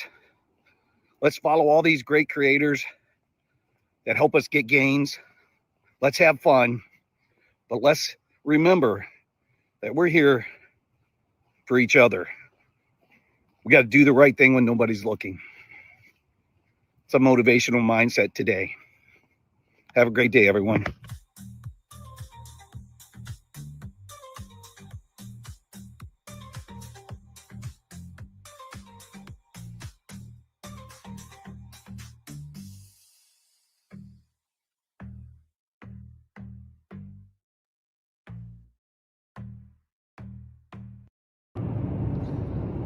Hey everyone, Crypto Billy here. We are going to do another segment on motivational mindset. Today we're going to be talking about money. So when we talk about money, lots of things come to mind, correct? We are in the crypto space, every single one of us, because we want to make money. We wouldn't be here if we didn't think there was some financial gain. At least we didn't come into this space unless we believed there was financial gain. I can tell you that's why I came in this space. I can tell you that in 2017, my son was on me so much about buying this crypto stuff. I had to just do it just to kind of get him off my back. And it was such a good thing that I did that. But in 2019, I came back to my Coinbase wallet that I had forgotten about. I was pretty impressed with what I was looking at. That piqued my interest, and that made me say, I got to pay attention to this crypto thing, this Bitcoin thing. There's some money to be made here. So I think most of us, I would say probably all of us, came into crypto because of a financial opportunity. And then we fell in love with the ethos. And from there, we all scattered and went on our merry way to the different projects and coins that we felt were going to do us the best and most financial gain. And I think that's pretty much everyone's story for crypto. I could be wrong. I'm sure in the early days, there was developers that were just in love with the tech, and they believed in the ethos of the tech, and of course invested early and became Bitcoin billionaires because of that. So it's probably not everyone, but most of us, right? So with that said, let's talk about money. When you were little, if you ever worked on like being a guy, I always had models, right? I'd go to the Western Auto and mom would get me a box, a model, right? Like a car, plastic model car kit. And it'd be like a 57 Chevy or something cool, a GTO, and I would put it together. And as I kept building these models, there was things that I learned relative to what should go on first and what should go on second. And every time I built one, I got better and better. I got stronger and stronger, right? I became more efficient with it because of experience, right? Think about anything else in life where you came into it for one reason, you kept with it, you stayed persistent, you took action, and you got better and better at it. Think non-financial things, like my example of building a model. It's important because your own efforts added to your wisdom and your experience. So like in my case, building that model, I became better and better and more efficient. Even though there was directions there that said, do this, this, and this, I come to find out that there was a better way than what the directions said. I come to find out that this little motor piece is better to go in at this point in time than when the directions say. So like in school, when it comes to finances, they don't give you a lot of directions in high school. However, even some of the directions they give are based on the system, based on you being rank and file and not based on you being rare. And you are rare because you are a one-on-one and there's nobody on the planet like you. So what am I saying? I am saying that even with directions and even with societal conditioning, even with learning things in school about the system, about investing, a lot of it is no longer correct. So when we talk about money, it's the same. And here's the mega point for today's topic. You learned one thing one way about money, and the truth of the matter is it's totally the opposite way. You have to change your conditioning. We are taught to seek out money. That's what we are taught. We are taught to seek out money. Find a profitable opportunity and take it. Take action. Build your wealth. That's what we're taught. And the truth of the matter is, if you want to seek out and have money, you have to find your calling.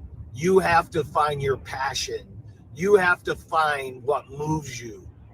And when you do that, when you make a deposit into yourself and figure out your values and your beliefs and what moves you, what your passion is, the money always follows. The money always follows. Sure, there's people that have taken this advice and it's taken them 5 years, but the money followed. They didn't like waiting 5 years, but the money followed. And there's other people that find their voice, that find their calling, that find their passion, and they make money immediately. They find that money immediately. They find that wealth immediately. The trick and the secret is don't chase the money. Chase your passion. The money will come. You have to have faith. And faith is the substance of that hoped for, the evidence of that not found. You have to have faith. So, tidbit today, quit chasing money and chase your passion. When you chase your passion, the money will come. Hope this helps you. Think about it. Drop some comments. Tell me if you disagree. Tell me if you agree. It's great. We love you. Like, subscribe. I appreciate you listening. Have a great day.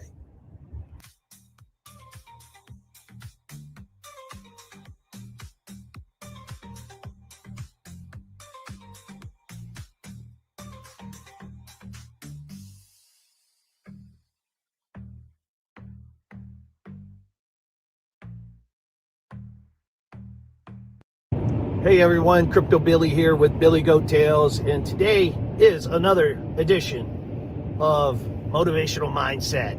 What do I do here? A 5 to 8 minute video. I try to give you a topic that you can think about maybe on your drive to work or whenever you have a pocket of time. Try to give you something to chew on and think about that will help you in your journey of life. Not just your journey of crypto, but your journey of life as well. And so today I wanted to talk about trauma.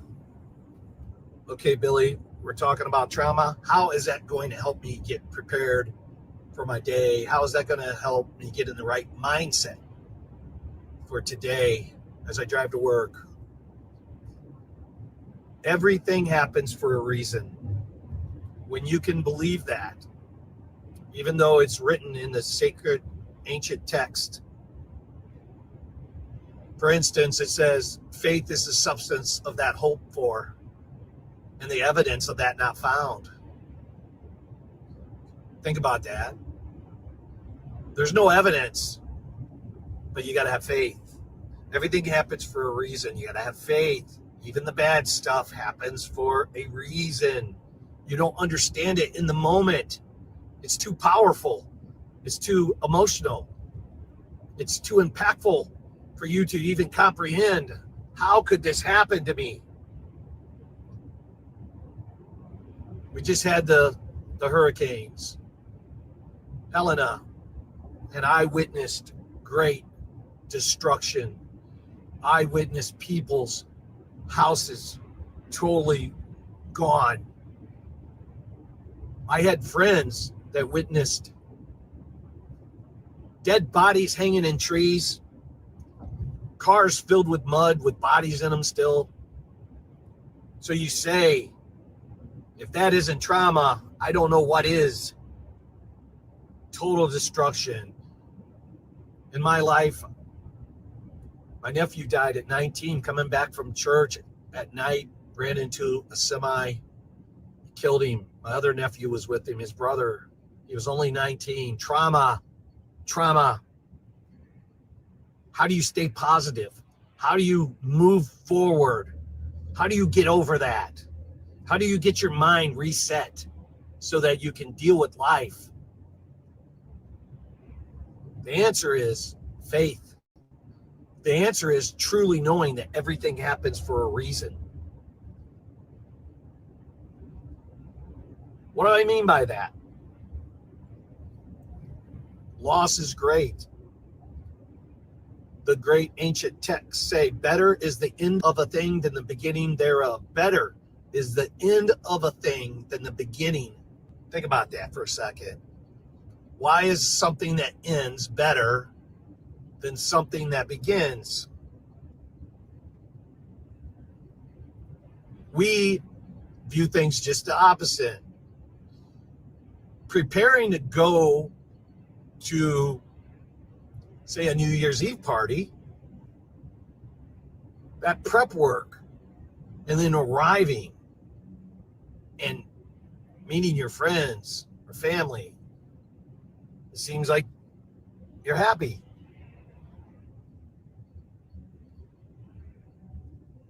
But at the end of it, at the end of the event, are you still happy? Because it ended. Yet, better is the end of the thing than the beginning thereof. So how could that be? Because we look at things upside down. We need to flip almost everything 180 degrees to understand it and get to the next level. We are being conditioned to think about it a certain way because we are the herd. We need to flip it over to get to the next level, to grow and get beyond where we are today. Trauma, going through a bad time, is where you grow the most. It is an opportunity for you to get to the next level, to stretch beyond what you think is possible and get to the next level. 2008 was traumatic for me. It was traumatic in lots of ways, but mostly financial. Being in the home building business, as we all know, it was a housing collapse. It greatly impacted me financially. It totally almost took away all of my wealth that I built, leading the curve way ahead of the people around me financially. But it was all taken away. Traumatic. It was traumatic. It was trauma. But I had faith. I knew deep in my soul, I knew in my head and in my heart that I was there for a reason to learn. It wasn't happening to me. It was happening for me. And I knew that. It wasn't fake. Like the depths of my soul, I knew that I was going to be okay. And this was going to help me grow and stretch me to the next level. But most people can't get there because it's so traumatic. Loss is traumatic. A fire. If you have ever had your house burned down, it's like a loss. It's like a human loss. If you ever had your dog die that's been with you for 15 years, it's sad. It's traumatic. How do you get over it? You have to understand that there's something great coming around the corner, and you have to believe that. You have to believe it. You have to know that better is the end of the thing than the beginning thereof. And when you can get there, truly get there, the world will open up to you in profound ways.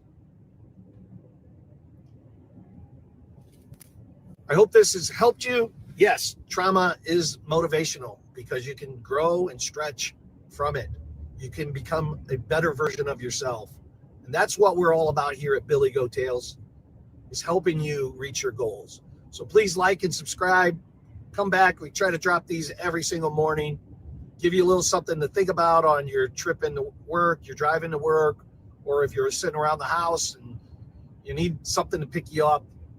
Tune in to us and we'll try to do our job and help you grow and stretch and become the best version of yourself. God bless.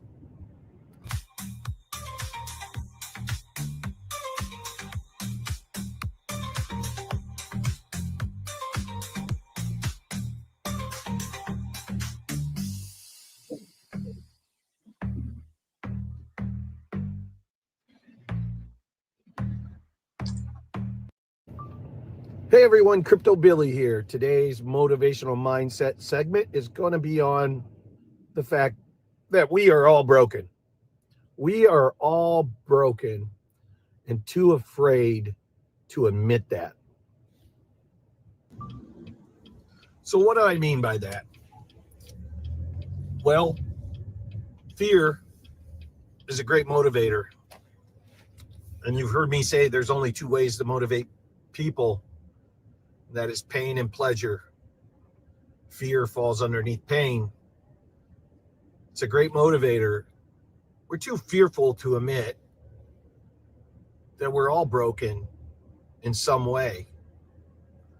We put on our armor, and we get on Spaces, we get on YouTube, or we go to a company meeting, or we're in a role in which we have to be the leader, and we put on our armor and we suggest that things don't bother us or don't annoy us, or we suggest that we're just too strong to have anything impact us. But the truth of the matter is that's all BS. We are all broken in some way. So for me, you have to admit that you're just like everybody else, that we're all human beings. We all have hearts, we all have brains, we all have emotions, we all have baggage. But what's interesting is the drive that even though you might not be in the best mood or emotional state, that you can drive forward. And that's where these sayings come in. It's not how many times you get knocked down, it's how many times you get up. So that goes into persistence and drive and dedication and a belief that you can overcome any obstacle. And that's all true. But when you get up in the morning and you just don't feel it, and you need something, people go to coffee, triple shots, right? For energy. But energy is one thing, emotional intelligence is another. Understanding that everybody, no matter how successful they look, no matter how much money they have, everybody is just like you. They have good days and they have bad days. They're dealing with personal issues, struggles, relationship issues. If they're a billionaire, they might not be dealing with money issues, but they deal with all the other issues that we all have. They're broken in some way too.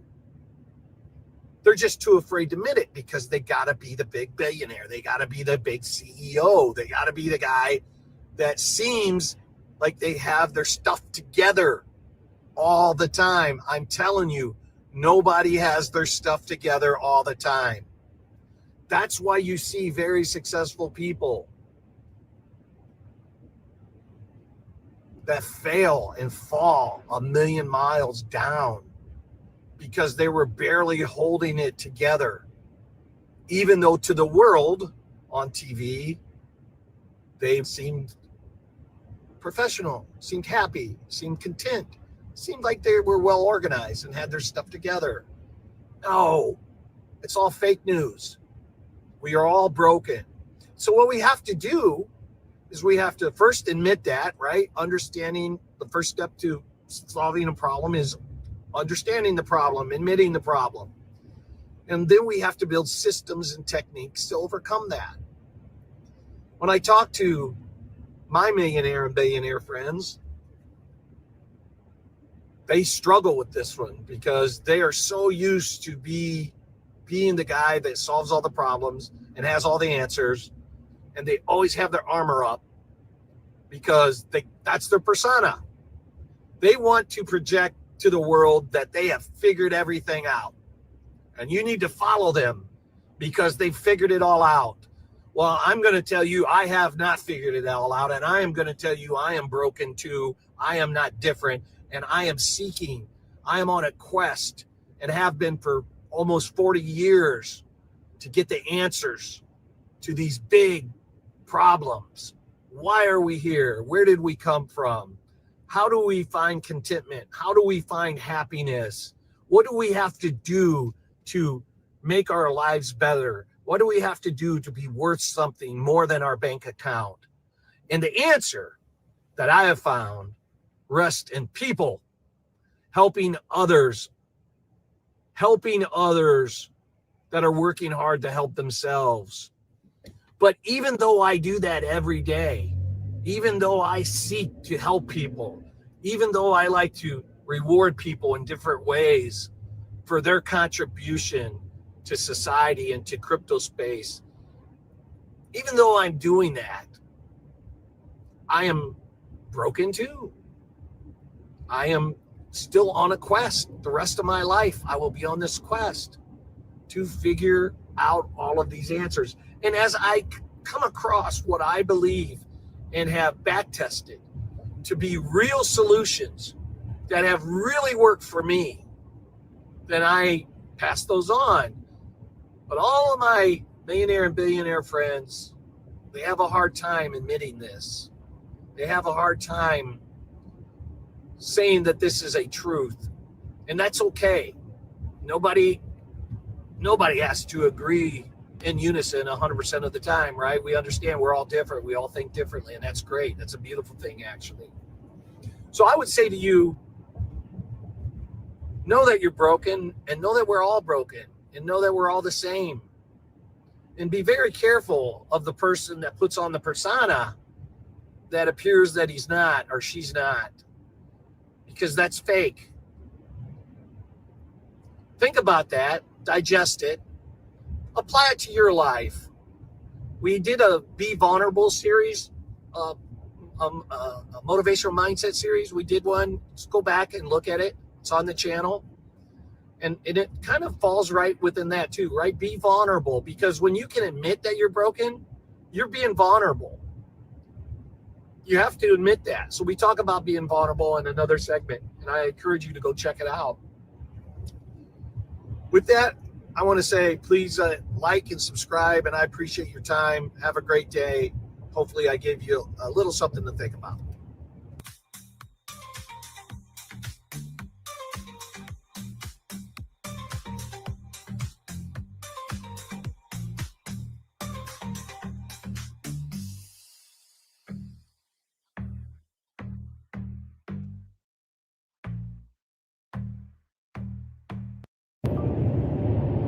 Hey, crypto fam, Billy Goat Tales community. Love you guys. Thanks for tuning in. Today is another motivational mindset segment. And today we are going to be talking about foul language. You know, with Billy Goat Tales on our X space, we work really hard to present a professional space, because in the end, we want to be syndicated. We want to operate with honor and integrity and dignity.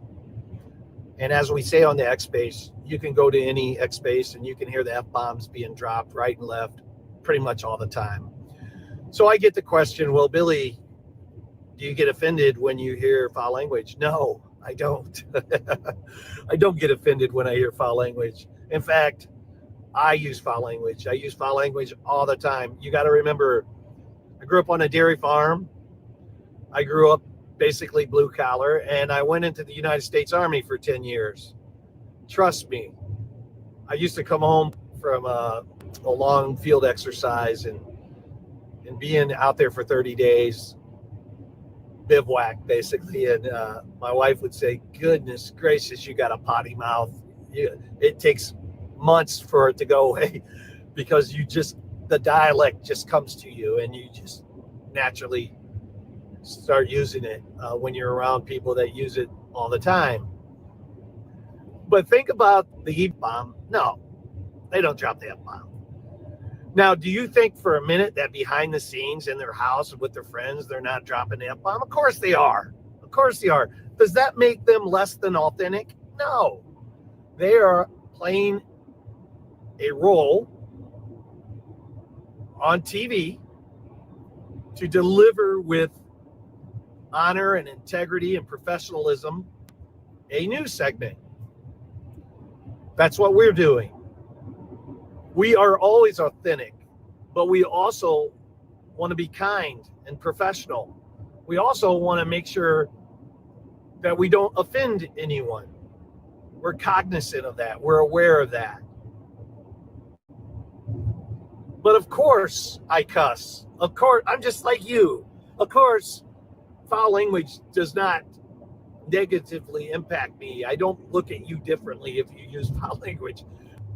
But when you look at great communities like Army Pipers, do you hear him on there dropping the F-bomb? No. Do you hear Crypto Lifer dropping the F-bomb? No. Do you hear Frankie Candles dropping the F-bomb? No. Okay, that's integrity. That's professionalism. That is character. And so I just wanted to say, please don't think you offend us. If that's who you are and that's the way you want to be, I don't judge you for that. I respect it. You are who you are, and you're operating with your own authenticity, and that's fine with me. And I would ask likewise that you don't judge us for what we're doing here, because we want to be just like you, totally authentic and transparent. But I do get a lot of people that ask me, look, I've never heard you drop the F-bomb. Well, if we're in a private conversation, you will hear me drop the F-bomb all the time. It's not a problem, you know. So think about that and think about yourself. If you want to be viewed as a professional in the space, my recommendation to you is that you clean up your act, because people can't help to judge you. They can't help to feel a certain way about you based on how you dress, how you talk, how you conduct yourself, your body language. And is that right or wrong? I don't know. I'm at a point in my life where a lot of that I don't care about. For instance, I used to dress for success, but now I wear what makes me comfortable. And now if I'm going to a black tie event, of course, I'm wearing my tuxedo. Of course. If I'm going to a ball or a gala, of course, I'm dressing for that. But if I'm just going to a conference or if I'm just going out to dinner, I wear what I'm comfortable in wearing. However, on Billy Goat Tales, we are producing a professional space, and I would hope and I would ask that you respect that space and curtail your cussing for us. And as you know, I'm curtailing my own. I wanted you to know a little bit more on who I am, and also the fact that I'm human. I'm just like you, and of course I cuss and I use foul language.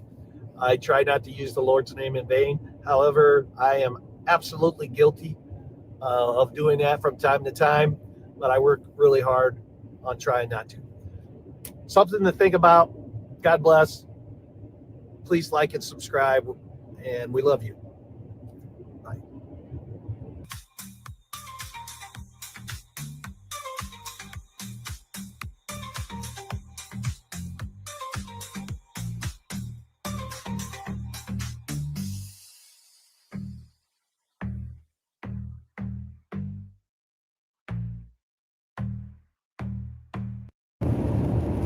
Hey guys, Crypto Billy here. It's rainy where I'm at, but hopefully it's not rainy where you're at, and it's a nice sunshiny day. I wanted to do another segment of our motivational mindset series. Today I wanted to talk to you a little bit about the investment in yourself. If you want to make a lot of money, you're here to make money. Like everybody says, let's make millions together. Let's come into crypto and make millions.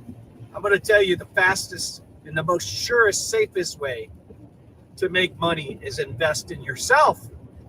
Invest in yourself first and watch your profits grow. When you deposit coin into yourself, your investment will surely grow way more than any meme coin. I would never recommend that you try to put $100 in a meme coin, try to get 1,000x, and that's all fun. That's gambling, guys. That's gambling.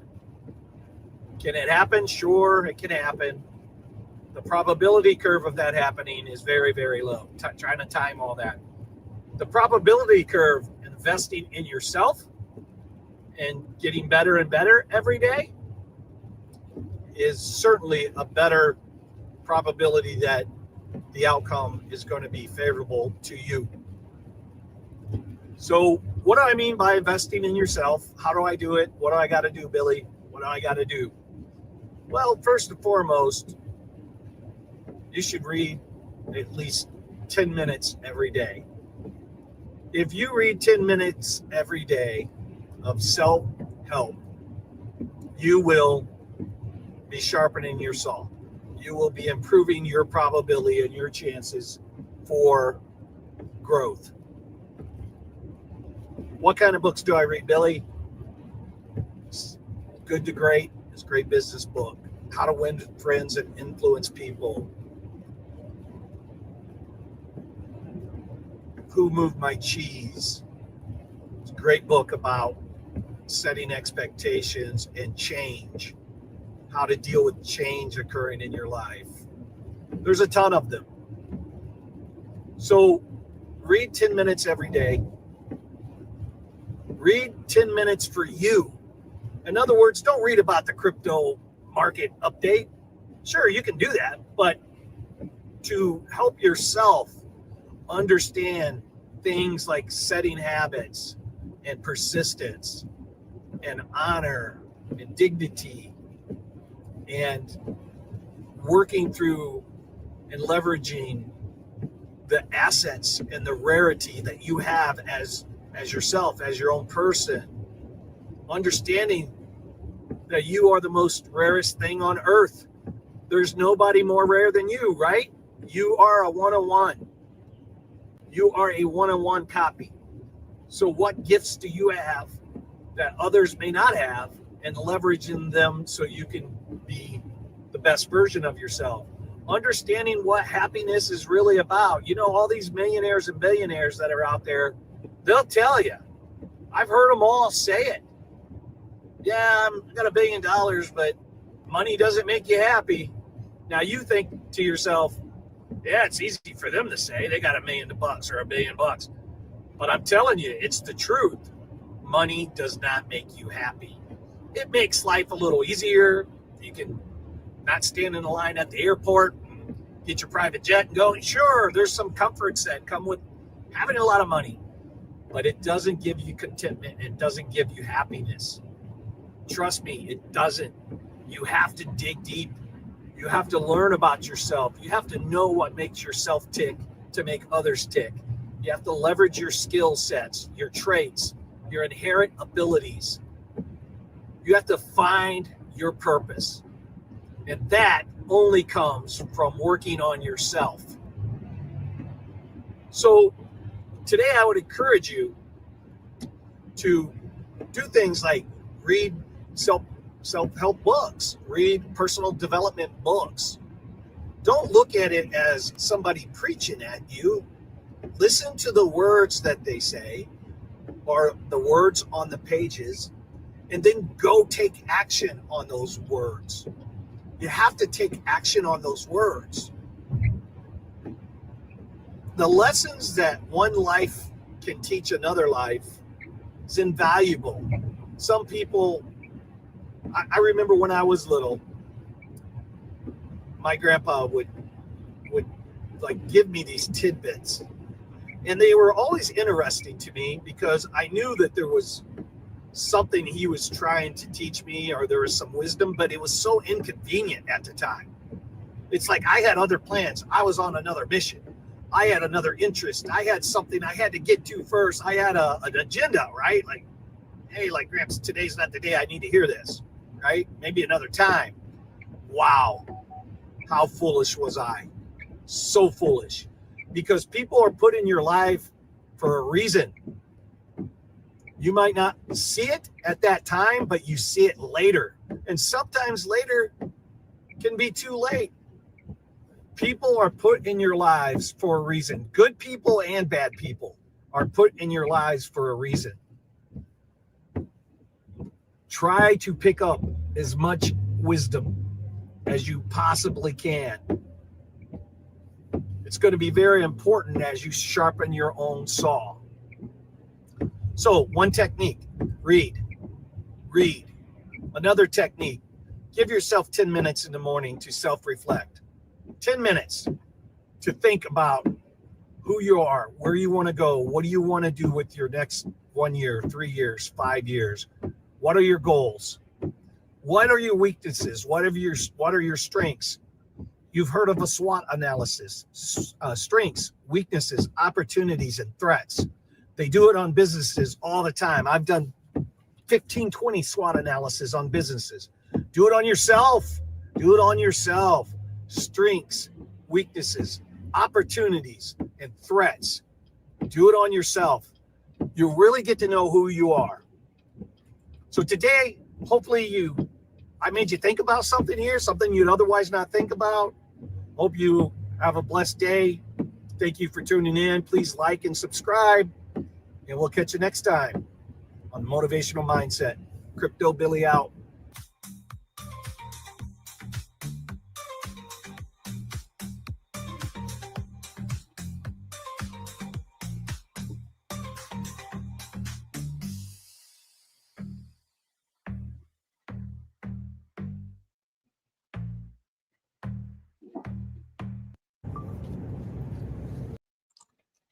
All right, fam. So if you are seeing me here now, you're at the end of the Motivational Mindset Marathon. We appreciate you tuning in whenever you tuned in. If you watch this later, we appreciate you coming here. So Monday through Friday at 6 a.m. Eastern, we usually launch one of these Motivational Mindset videos. They're about 5 to 8 minutes long.